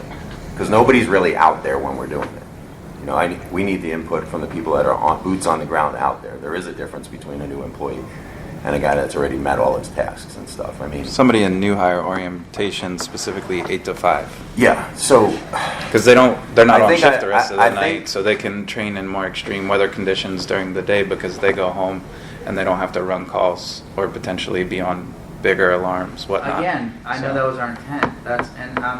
This is whether it stays or goes. I don't want to say argument. My discussion with that is that that's the way we wrote it a couple contracts ago, and I get it. But the problem is you still have to have somebody out there training them. yeah. And I have a paragraph that says once it gets 95, they can't. So now me as administration, I'm telling John Clement to go out there and train this new guy, but yet I'm breaking policy because it's above 95 degrees. I'm liable now if you fall out and you go to the hospital because you had a heart attack. That's on me. Or No, I whatever officer understand decided to do that. But the difference I'm having is I I get would it. love I'm to just- fix that. I just want to know if in your administrative position, moving this out of the contract is going to put us back to where we were, because we had a very clear path of why we put this in here. Yeah, no, I get it because nobody was listening. I get it. It wasn't being done before. I get it. I don't know. That's a loaded So, question. But that's also why you provided the I standard think- operating procedures draft. I think the answer would be, it depends on how you guys control the procedures that are being written. I don't know how that article is going to come out in the end, because I don't think we're done with it yet, right? I didn't. Yeah, I don't, so that would be my answer, I don't know. So we probably. But also, I think Jim brought up earlier, it could also be referenced in the contract, like we've done a couple other articles, so. That's what I just put on. I Just put on my another- favorite policies. I mean, that was Article 9, and we agreed to the counter-proposal language. And if it's mandatory subject to bargaining, which it is, health and safety, then we either approve it, go with it, or we don't. I mean, that's what it would be, right? So, I think. I know you're talking about having to shut down at 95 and whatnot, and that's not good. So, I'm looking through NFPA 1584, looking for where it says 105, which I'm sure it's in here somewhere, it's 50 pages or whatever. But the only thing I found so far where it Was the says... brakes, right? Hmm? The brakes. No, the only thing I found so far is about limiting activities when heat stress prevention strategies and the humidity index is 95 to 102. So I'm assuming that's where the old language came from, was the 95. I'm assuming. Yeah, But I'm sure I'm just looking for the 105 is what I'm after. That 105 came from New Smyrna Policies, our current contract. Oh, okay. That's So the 105 is probably not in the Probably not. NFPA. I see 95 in the There's a- NFPA, Yeah. but And it's not. we could change it to that, but again, that takes away like John's point is, that takes away the new guys being able to get out there during the summer. Yeah. That's the issue. So the I whole agree. goal is to move this to policy. That's it. What's It that? makes them. My goal was from the very beginning is Fix to it. eliminate the AC Okay. contradiction. Okay. My other goal would be to make sure we include other extreme weather, because we're only dealing with heat index, but we live in Florida. We deal with hurricanes, we deal with flash floods, we deal with all that stuff. So if we're going to have an extreme weather article or policy, whichever it turns out to be, I think it's only beneficial for everybody's safety and liability reasons that it's all covered. Well, that doesn't seem unreasonable to work on. I'll try to figure out. Is that heat index mentioned in Policy. 1584? It is, isn't it? Yeah, Yes. 95. It says It's 95. it's 90. 95 to 1. It's a ratio. Yeah, they say start at 95 to 102. No, Obviously, no, 102, you're going to have a policy. more problem, I would assume. Policies I just took the 105 because that's what's in the existing contract. This is where it's like the alcohol thing where it's after 102, you're fine, maybe. I don't know. Yeah, Yeah, yeah. 95 to 102. Only So- in those areas. Yeah. in addition Oh, to I all see what you're that, saying. There's nothing that says above. Yeah, exactly. in addition to all that, would y'all be amendable to bring in Section 4 over? I understand city policy said what it said, I think it would make it more What's digestible. section 4? Section 4 of the current contract, 3 hours of duration. just, all that. yeah, the nutrition and hydration aspect. So that's where trying to avoid some of the inconsistencies, where it would be better to change the purchasing policy to allow for it than to put it in the contract and have the contract contradict what's in somebody else's policy. So we could just So take you the might- purchasing policy and cut and paste it in to the contract. Well, Once no, you make it the same. Right, the purchasing policy would need to be updated. All right, But we so could let me- update, let me- we could just keep it. All right, so how about if we, here's, I'm just thinking. 1584 says when the heat index is between 95 and 102. What is wrong with applying the procedures you have in 1 to a heat index? We can change whatever we want in the thing. That's up to The y'all. I just purchasing wrote policy? an article. Because all we're doing is saying, Yes. we're providing shelter, providing hydration. It's still not. It's, the way it's written still doesn't accomplish what they needed to. I mean, he brought that up early on when we started talking about this article. That's been my issue from the very Yeah, beginning. yeah, and if we change it, Yeah, I'm We're okay. good, How but- you guys figure that out, I don't really. so what's the In the end, benefit of it's y'all moving it that are to dealing policy? with the heat. All right, if we simply changed your proposal in 1 to 95 to 102, or above 95, I mean, I don't, all it's dictating is that you provide areas of shelter, provide hydration breaks. I don't have a problem with A. The problem is I have the contradiction problem between A and C. So if we change those, would it be reasonable to then leave it in the contract? That's entirely up to them. Like, we go with your proposal of your changes. That- I don't make that decision.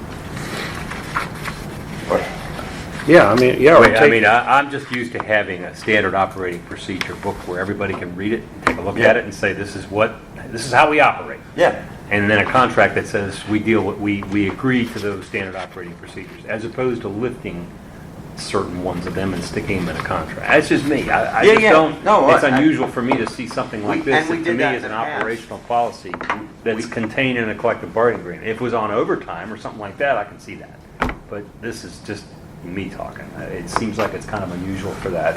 And when you have a set of operational policies and then you have something like this in a contract, you're going to run the risk of having some inconsistencies and people pulling them up and saying, wait, what are we really, what's really our obligation? So, should we go to policies now and see where we are at that, with that? it just seems like if you've got policies like this that are in standard operating procedures, and then you have a contract that says, well, abide by the policies, and if we go to change them and it's a mandatory subject to bargaining, we can't do it until we bargain with you. It's easy. It makes the contract lighter. It makes the policies pretty consistent, and you avoid having some inconsistencies. That's just me. But you asked why, Yeah, no. we're trying to get it out of the contract and put it in policy, and that's, to me, what I'm accustomed to. But I haven't been involved in these negotiations before, so I understand that over the years, sometimes things like this creep into a contract because there's some problem that occurred, and I'm sure there was. You had, Yeah, exactly, there you go. And so all of a chiefs sudden, out, people out there driving guys into the ground. Yeah, and I get that, but Look, I'm not against that necessarily. Hey, but Jim, if we bring those two languages together, I don't have a Toughen up, problem either way. Buttercup, but That's all still. I'm looking to do. All right. We have to draw a line somewhere. we're spinning on wheels on that one. Yeah, Let's move on. it's really just a simple thing where rather move the policies, not with the changes. Yeah, I mean, once we get past that hurdle, if it moved to policy, then it seems like the one that we drafted, we can certainly tweak to try to include some things that you might want to include. But in my reading of it, it looks like it's pretty comprehensive. I mean, it's got a lot more stuff in it, that is more attuned to Florida kind of weather than what's in the contract now. But Can you come back to us with any changes or amendments to the city policy in regards to hydration and nutrition that you want to institute? Okay.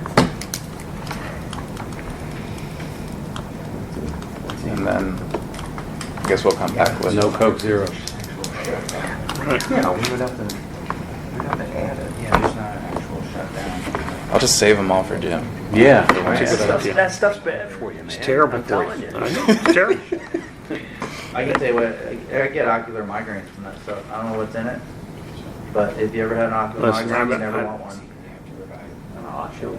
I- I thought I was having a stroke, to be honest with you. It's a bad habit I developed in the fire service. I've carried it. I drink Diet Coke all the time. Rainbow worm? Couple had those. Yeah, that's all. That's the only way I can describe it. It was like a worm going across my vision. Yeah. Oh, I Well, have that just- all the time. And it gets wider and wider and wider. No, and it no, goes they away. just continued, and then eventually, after 20, 30 minutes, if I don't get a headache, it goes away. But as soon as I stop drinking Coke Zero, Pop a Well, I couple don't, I out. usually drink Diet Coke, so it's even worse. Something in Coke Zero. I don't know what it is. For me, So That's my You're caffeine, not hydrated. that's my caffeine vehicle. with your, Nowadays. with this that you wrote, are there extra things you want to add to it, the policy? Or is this pretty comprehensive right now? Me? Yeah, this, Oh, the actual policy? There could be other things, but I mean, if you guys come up with stuff, I'm game. Listen, for me, and I think you guys know this, I'm looking out for the protection of Yeah. both the officer and the guy that's out there doing the work. and when that's For what, me. that's what we've been doing for a long The time. rest of it is between y'all. I wrote what I need to write. So we'll come back with Honestly, the proposals only for issue is moving any the policy changes or or not. amendments or That's add not that tos or The only other issue I had is the same thing. agreements. Sure. The only other issue I had is the Sure, same thing right. John has, and that's about to allow me as an administrator to go out and buy food and water, which Stacy knows that one. So She just agreed she's gonna yeah, pull up so some that's, other projected than changes that, to that city anything can be policy. worked either way. Okay, yeah, add it in there, and then, once we get the policies of the department, if we, we can come to that agreement, then I'm sure we can consider. You talking about the article policies? The Yeah. article? I just TA'd that.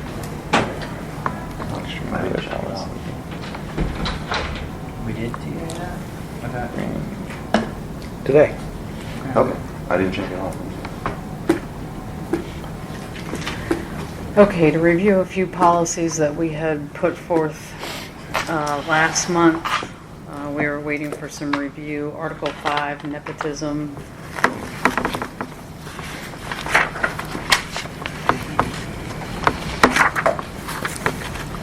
This is one we were proposing to move to citywide policy to cover everyone.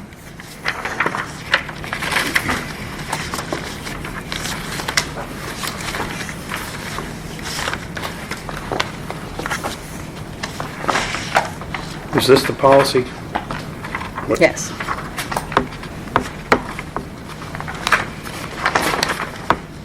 Yeah, I'm not sure I have that policy. I've got it in.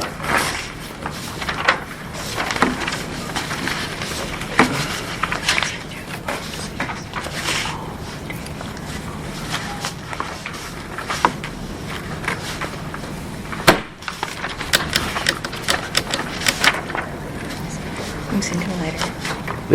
This isn't the draft policy, is it? That's- It's called employment of relatives / nepotism.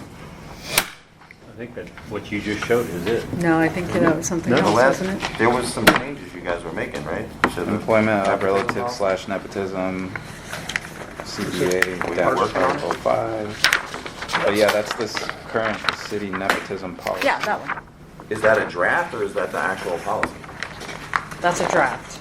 So do you have a nepotism policy in place The city has a nepotism policy in place, yes. and you're changing it?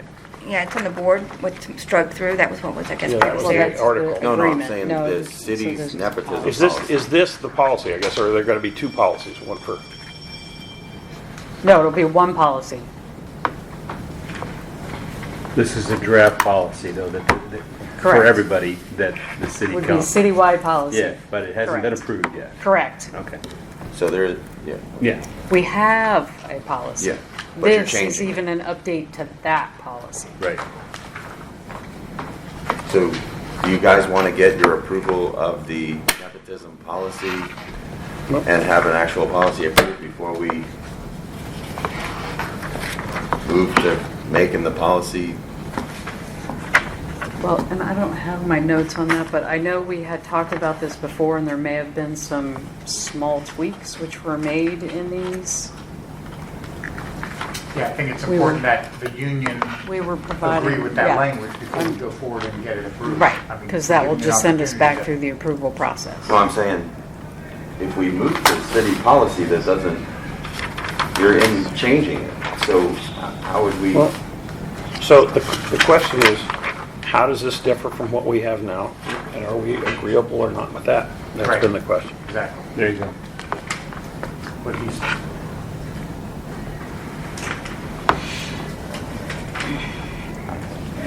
So, I think, as I recall, the conversation we had is, we may have people currently in the department that are in violation of this policy. So I I thought the don't- concern was there may be situations where that happens, but the department, if you have someone, if you have two people who are close relatives, you never have one person being the supervisor or the other. Yeah, but Like there's you our- put them at different stations or, Yeah, but they respond together on right, and we calls. talked about that. But the intent here is that you wouldn't have a standard practice of having that happen. Obviously, you could have multiple departments responding, and one person's going to be in charge, and that person might be a close relative of someone else that they're providing direction to, and that would be perfectly fine. I mean, that's how emergency management works. You put one person in charge, right? So, or unified command. okay. So, So would we? put as the- long as it's not standard practice. Can you put that language in? It's a no-go.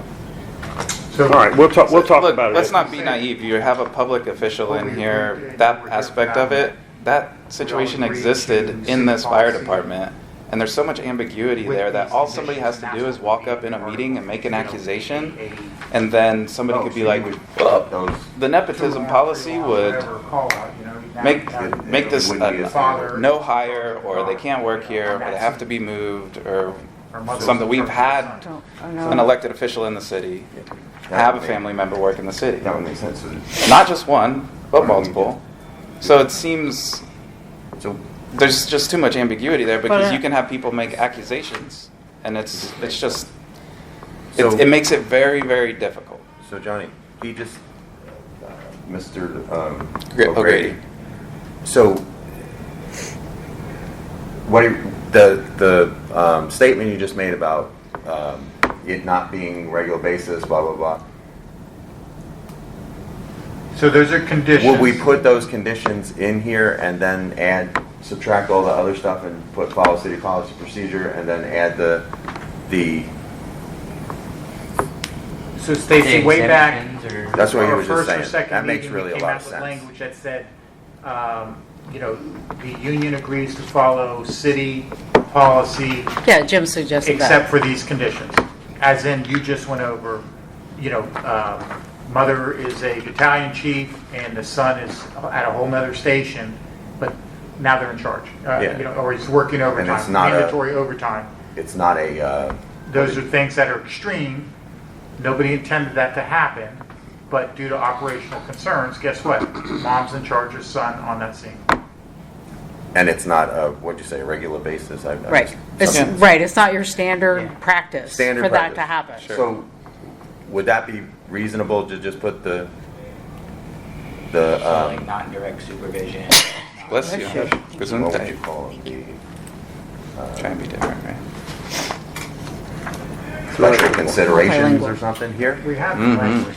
I have to go back. Yeah, I have it. It says if Still one working on relative that. is an officer, the other is a different rank, then they cannot be assigned to the same shift. At no time shall relatives work on the same apparatus. At no time shall relatives work at the same station. Would that be reasonable for you guys? Like, because I've seen what he just said. Seems. I mean, you guys want to talk about it for a minute? Yeah, we had talked about that in particular in trying to move to these policies, that in trying to write a policy in many of these situations that cover everybody in the city, there may be situations in this fire department that require some either clarification or exception to the policy or whatever it is. And so we had talked about maybe having an article that said, the following articles will be incorporated as part of the agreement, with the following noted exceptions or something, and then list them, and under each one, we follow it, except that in section 4, it would say this, and in section 2, this would refer to, or that would not be prohibited, and then list the next policy in it, and The changes language we are. agreed on, the union and its members agreed to abide by the following city policies in effect upon ratification of this agreement and attached hereto as exhibit, and then you put the numbers down Right. of those policies. And within those policies, whether they're city or fire department policies, yeah, it comes up, that's where those things are worked out, because it is unique to the fire department to have, at certain times, supervision or command over a relative. But it's not an everyday occurrence. But that's where that should be handled in the policy, that you are saying, yes, we agree to it, here's the, the policy number. And you did say that, Jim. You said, let's have one listing Right. all the articles that are then being governed by a policy. Is this going to affect people that are married too? Are we going to make them not Well, be on currently, what do you the do? same shift? They're on the same shift but different stations. Right. Right. So But if we're it's just a changing- supervisory, we're just trying to avoid the supervisory thing. Okay. So if a lieutenant's married to a firefighter or an engineer, only under extreme conditions will that lieutenant be in charge of that engineer or firefighter on a, multiple call-out scene. But I think without looking, I think it said something about working in different operational locations There's or a few something things, to that but nature. if, I didn't if like look he at it, but- said, they just put them, the exceptions in there, we're good. Yeah. I'm going to do it then. Would it be easier if y'all came up with the exceptions? Since you know what your exceptions are, Yeah, we can- rather than us going back and forth? I don't know. How does What are regular they? city I mean, policies you go have from, so like you go from a I draft just gave, to They go gave to the the ones I commission. thought about. to They go to the commission? commission. So there's we'll talk potential about this that one on a break. Yeah, because I They mean, won't accept, or do you already nepotism know is that they'll something, accept it? I just don't I know how want that to, works. Kinda just I want to be clear on Gotcha. nepotism, so. I don't know. I just don't know how it works. As long as All right, we're we'll following talk the about law, that at a break. I think. Okay, awesome. Yeah. Yeah, I don't think I think your idea I'd be really. So do they normally, like, Because that say- can help this too. Something we agree on, and then you bring it to them, and Well, I they say, mean, "Oh, we gotta make that changes." language. Is that normal? Yeah, but That they- I they mean, I make didn't changes remember, on but it? that's good. I mean, that would help this too. Because then we could clarify certain little things and then move the policy, but then.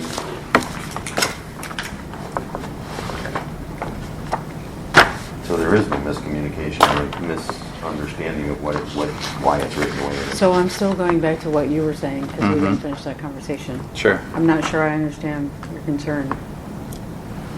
In regards to the public Public official and then people working for the city, Mhm. when there's a public official Mhm. active Mhm. and then an employee of the city. Okay. I understand there's a history in the city, as I'm sure as many other municipalities. You have people that happen to be public officials and a family member works for the municipality. So a public official actually has no hiring, discipline, Yeah. promotion authority? So But it from my says- understanding, when I read the language, it said that It it is would a- not, it would be prohibited Right. for anybody to work for the city if they're related Flip it over. to the public official.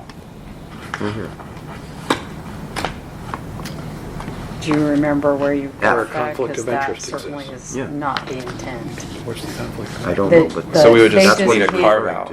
Right, but it's Well, no, I think, direct supervision, there's no conflict. So Johnny, it's under F. First Mhm. That's what you're referring to, and that would be more of a legal, these two guys would, like he's saying, that there's an intent to that, I don't know what it is, but that's where it says it, under F. Yeah, and I'm posing that as a question as well. Like, I'm not standing up here and going, that's what it said. No, I'm just like, there's been drama, to say the Yes. least, in this organization, among others, with politically motivated groups and people as public officials where it got sad. So basically clarification on that, but it's. And it is people what just it is. say I think things, this is and state statutes. when they say them, they think it's true, Okay. but whatever, you know. Well, I understand where you're coming from, but at the same, so relatives of or those in close personal relationship with city commissioners will not be considered for employment in positions where a conflict of interest exists. Well, technically, a conflict of interest shouldn't exist 100%. 100%. because they have no authority to hire, fire, promote, discipline. That's not their role. I'm with you. Yeah, but then you have opinion of what a conflict of interest And then you is. have people coming to the Do podium we at commission define meetings that? making accusations that are Is this a statute? Are you zero okay with me giving this to them? evidence-based What I just read. accusations, right? Well, But, I mean, that's pretty much every I mean, that's, commission For them to come oh, back. I'm aware, so anyways, but it, Alrighty. look, this Yeah. really comes down Let's hold to, off on that. is it this, a case, in this case, does it prohibit it or does it not prohibit it? Based on the language you have Does, in the does draft. this prohibit an So you have a employee- city commissioner, Mhm. son wants to work for the water department. They can be hired. The commissioner has no authority in the hiring process. Can I they, agree. Can they put pressure on someone to do it? Well, that would be unethical, but I'm with you. I can't stop it. Yes. Yeah, no. Voted The right at the policy top. currently doesn't go to this extent to make So there, it clearer. law. So, Okay. Yeah, I was really looking for clarification. I didn't know if the intent of the language was to prohibit or not. Look, And you're saying it doesn't. really, So- the only, Again, let me say we'll discuss this at a. Sure. Yes. Because Yeah, why don't you all discuss it more? It's gonna. If it's state statute, it's state statute. There's case law on whatever we're asking. How do you want to do it? Article 10 is the comprehensive drug and alcohol policy that was also provided for review and input. This has been updated, the current policy has been updated and it has been reviewed by legal to ensure that we are following state statute. So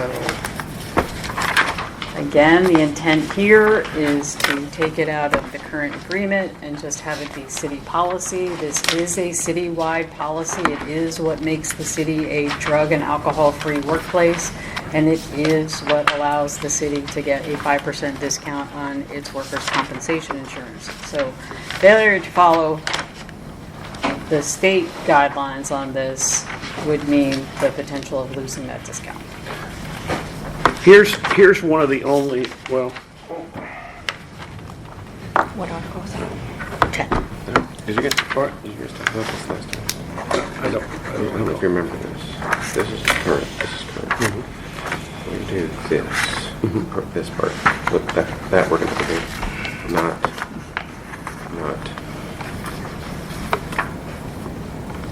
this is it. current, This yeah, is, we do that word, particular. We're all yeah, in the this- quotes. Yeah, it's this. Mm-hmm. No. It's only one section. It is, it's not. Does this constitute the city's drug and alcohol workplace program? It's called two different things in here. That's caused us some, so there's, It's listed in there. but the it's- city,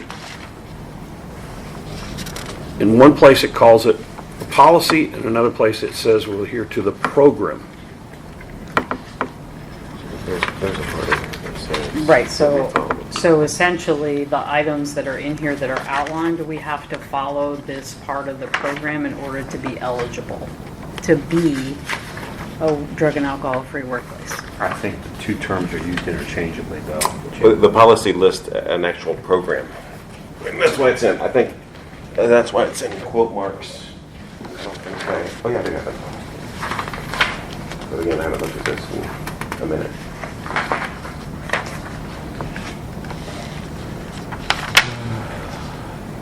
Like in the policy, there's the policy, and then in the policy, there's somewhere listed a program, which is fire department related stuff. Bear with me. I don't recall seeing that, but if it is 22 to it. Yeah, just give me, Make Okay. sure that you're not talking about the current article. The current article does that. the current article says It's got drug-free quote- workplace program. Right. But it says, the union has members agreed to the drug-free workplace program. I'm saying, is that where you're thinking it's at?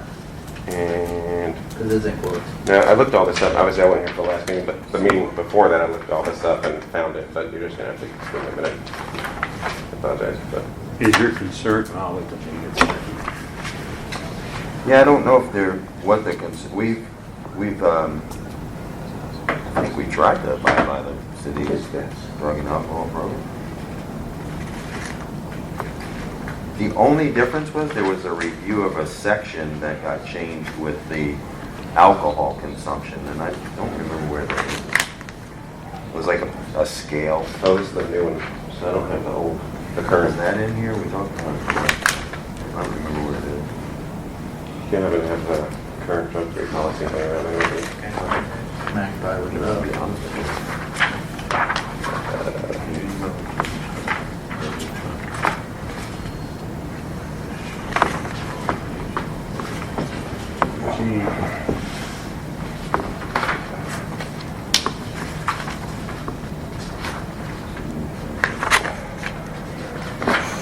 I mean, I know that the city's added some stuff to this article, but are all of these things in here? Like, is this reference to privacy officer, if there is one anymore? The drug and alcohol? I'm sorry, what are you asking again? Does, like, the 1, 2, 3, 4, 5, 6, over the years, I don't, to be honest with you, I don't know what was added by the city to this. Are you asking whether what's contained in the current contract 1 through 5 have been included in our policy? Or are they in this drug and alcohol policy already? Oh, I don't know the answer to that. Yeah. I'd have to kind of take a look at it side by side Yeah, and see. I'm trying to find it. I know number 2, we discussed, there was a issue from a third-party group that looked up, reviewed the drug and alcohol problem in the policy, and there was a scale noted in the city policy. We talked about it the last time. I don't know where the scale is. I'd have to, I know we're shooting at you from all Blood different alcohol sides. level, I guess, that we're talking about. yeah, I'm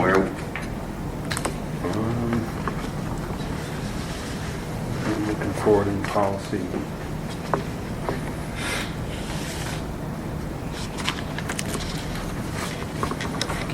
So I'm looking at the current policy that's listed on deltonafl.gov. Stacy, I think that's where Michael Drew is talking about. Okay. It's listed under policy, but it's listed as a drug and alcohol-free workplace. I think that's what he's talking about. I'll find out when I get back, but. Hey, Michael Drew, is this what you're looking at? Come around here. This is the policy on that. Is that what you're talking about? I have a question when y'all ready. Yeah. It's touchy though. Right there. This program. And the title of this program. So, But it's listed as a policy. yeah, student things, where's this? What is this? What is this? Contract? No, that's what's on the line. No, no, it's like 15, no, it's like 20 pages. Sort of the. so you guys have some stuff underlined and some Yeah, stuff in that's red. what- Is both the underlined and red new Yeah, that's what I'm looking for. and highlighted? But that's the confusion, I right? don't know. You might have to answer that. It goes back and Are you forth. looking under our draft policy? No, Yeah. Under the draft policy. And they just did find there's another document called program. That's causing some of the confusion. And it reads differently than this. Yeah, so online, Jim and everybody, it says section 14, drug and alcohol-free workplace, and then it describes, it goes back and forth between workplace program and workplace policy, and then it refers you to CW 08-07, which I assume it's the city policy. I'm not sure. If you look at the city policy now, which is currently this many pages, it lists the program specifically versus the whole policy. And the program part talks about fire department related, fire department people. yeah, I just want to know how to find the CW 08. Show me that section you were just talking to me I about. will. Hang on 1 second. Again, I haven't looked at this since 2 meetings ago, so. Thank you for remembering that, Michael. I remember when we talked. This is what you gave me. Yep. He's got it. Is this our existing policy with I think I sent you a clean copy. what are you looking at right now? Same thing. That you gave me? Just the nice track changes that you don't need. So this is the one you had, right? Or did you Go back up to the top. Yeah. First day. So is the one you guys gave us the first day the same as the one now, or have you made changes to the draft? We had some discussions the first day, No, so I'm saying there the were some city changes. draft. I'm not sure which copy you have there. I'm sorry. I don't either. Oh, I got Do you have a So this is current copy? the current policy. It's the current policy. Without I don't have the just policy. taking out and Yep. just giving me a clean copy. She's gonna be So sending why out does it policies. I don't have have more to. underlying We can print it. here? Go down to the I don't want to be looking at the wrong one.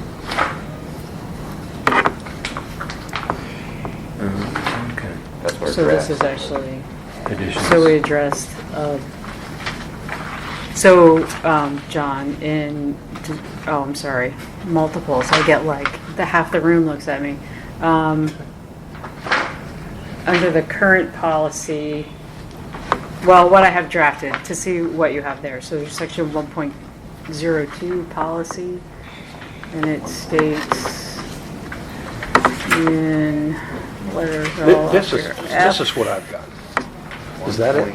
I think that's what we're looking at.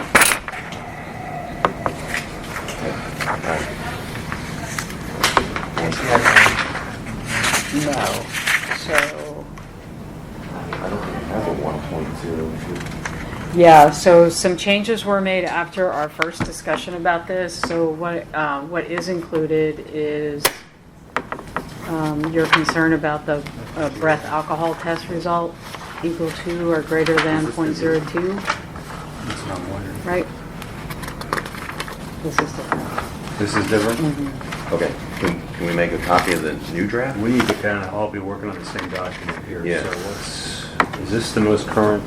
Can we get maybe copies of that at lunch? Eric, The one that we we should get be it? looking How at? you guys? Let me go make a copy of it.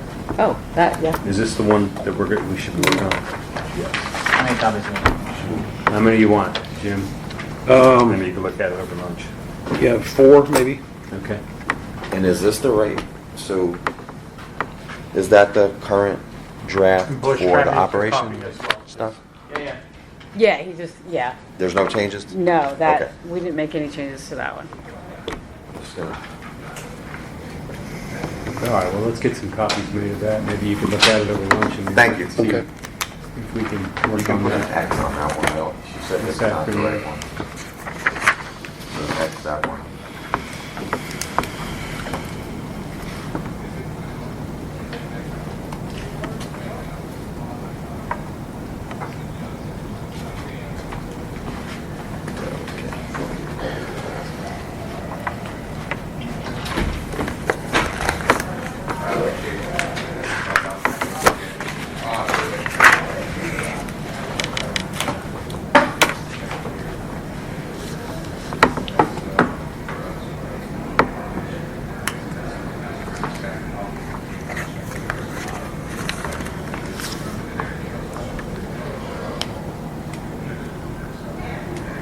Can we take a short break while he's making the copies?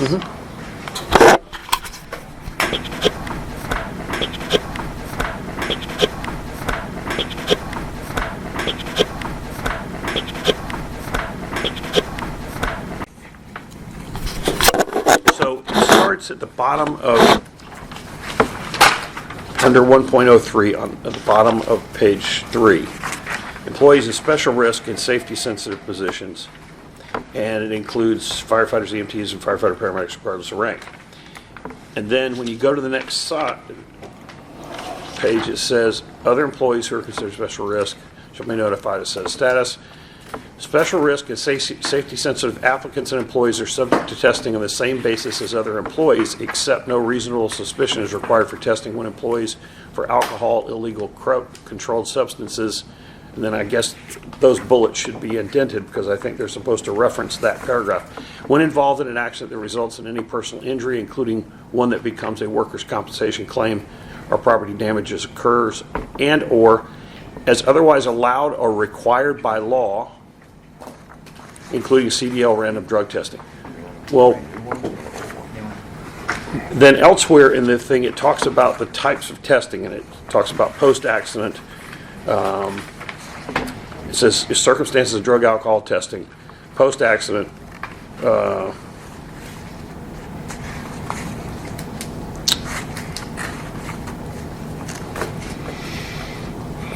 It talks about drug and alcohol field screening,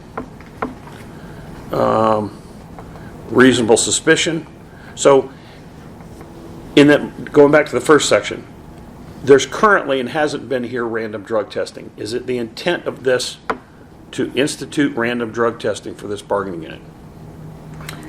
Well, that's covered by state statute, what's in there. So the 4 different areas where you can actually... You know, it says it allowed. Random is allowed by law, but it's not required by law. Okay, so we actually are dealing with different job classifications. So we'll take Debbie as the example.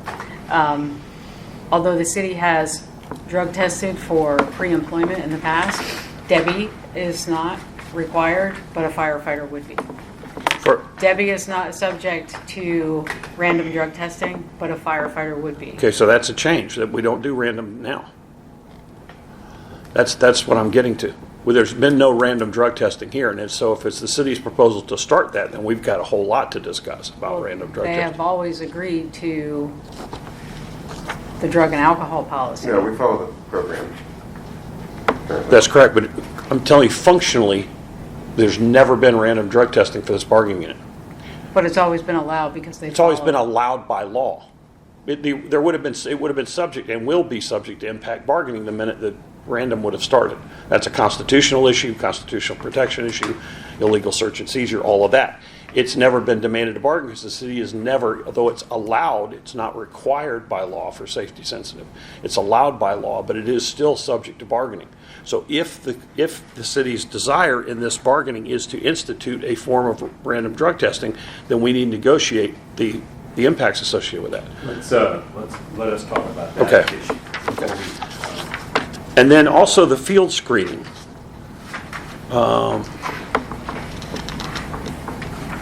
Does the city have a current field screening procedure for drug and alcohol that's in place and in use in the city? Bush, correct me if I'm wrong, you do. Yes. On site? Yes. Okay. And that's been a practice in the past? Yes. Okay. I don't remember. What's the, you have the policy? You know the policy or policy number? I just want to look I at don't it. have it on, no, I don't. No, I mean, But I mean, so post-accident, it's been administered. We have a field screening test. Yeah. We Okay. do a No, breathalyzer, post-accident, they go. we do a for breathalyzer two and field a tests. scrape your forehead Okay. type test, and then if they fail that, they get sent to, I think they call it a preliminary test. Okay. yeah, they get sent to center of care if they fail that, Okay. for, more in-depth testing. Okay. And we'll discuss this over lunch. yeah, I don't know that. So we are going to send to you, this is just a suggestion, we're going to send to you, I guess more than one, right? There's 4. There's 4 different policies, so which ones are they? Drug testing? Nepotism, Nepotism, drug and alcohol, civil, and compassionate leaves. yeah, all in a format so you'll see the track changes and all that stuff. Okay. So our suggestion is that we send those to you and that we just pick up discussions. So it's obviously going to take you some time to look through those, and we just pick up discussions on those next time. Okay. If that's all right with you. All right. Yeah. And the other thing, Compassionate leave, drug and alcohol, what's the other? Civil leave. Civil leave. There's the 4th. Nepotism. Nepotism. and I know that we've got 1, 2, 3, 4, 5, 6, 7. Well, we got 1, 2, 3, 4, 5. About 6 or 7 from the list you had sent me of the ones that you wanted to kind of tackle to continue to work through. But I think this is our 6th or 7th session. Do we have any anticipation of when we might expect to see the economic portion of this from the city? Wages, pension. When are we meeting again next time? What's our next? April 11th and 12th. I didn't, are you guys still doing back to back? Are we in The, April? the next, April will be next time we're back back to back to back. I think they were getting rid of back to back. They didn't No. do it for that No, one, they we did just after had- that. Okay. I wasn't here. What is the next one? You say April 12th? 11th and 12th. Monday and Tuesday. Um, Well, April 11th and 12th is our next one, so that's in like 2 weeks, right? did, Yeah. am I the only one going to Hazmat Tech on April 12th? I am not. That's, it's online. I'll be there. You're going to Hazmat Tech with me? It's online. So, I mean, well, I'm still gonna be present, I would imagine, right? No, so you guys wanting to You have 6 move weeks. You compassion don't have to be leave, there on like the day. civil leave, Oh. and all those For to the a one policy that's and take them out of the contract? Okay. Okay, I just want to, Jim, we'll get you some economic programs next time. Okay. Fair enough? Fair enough. Okay. And we'll have a discussion about the random part of this drug testing thing too. I'm prepared to talk to you about that next time. as well. Okay.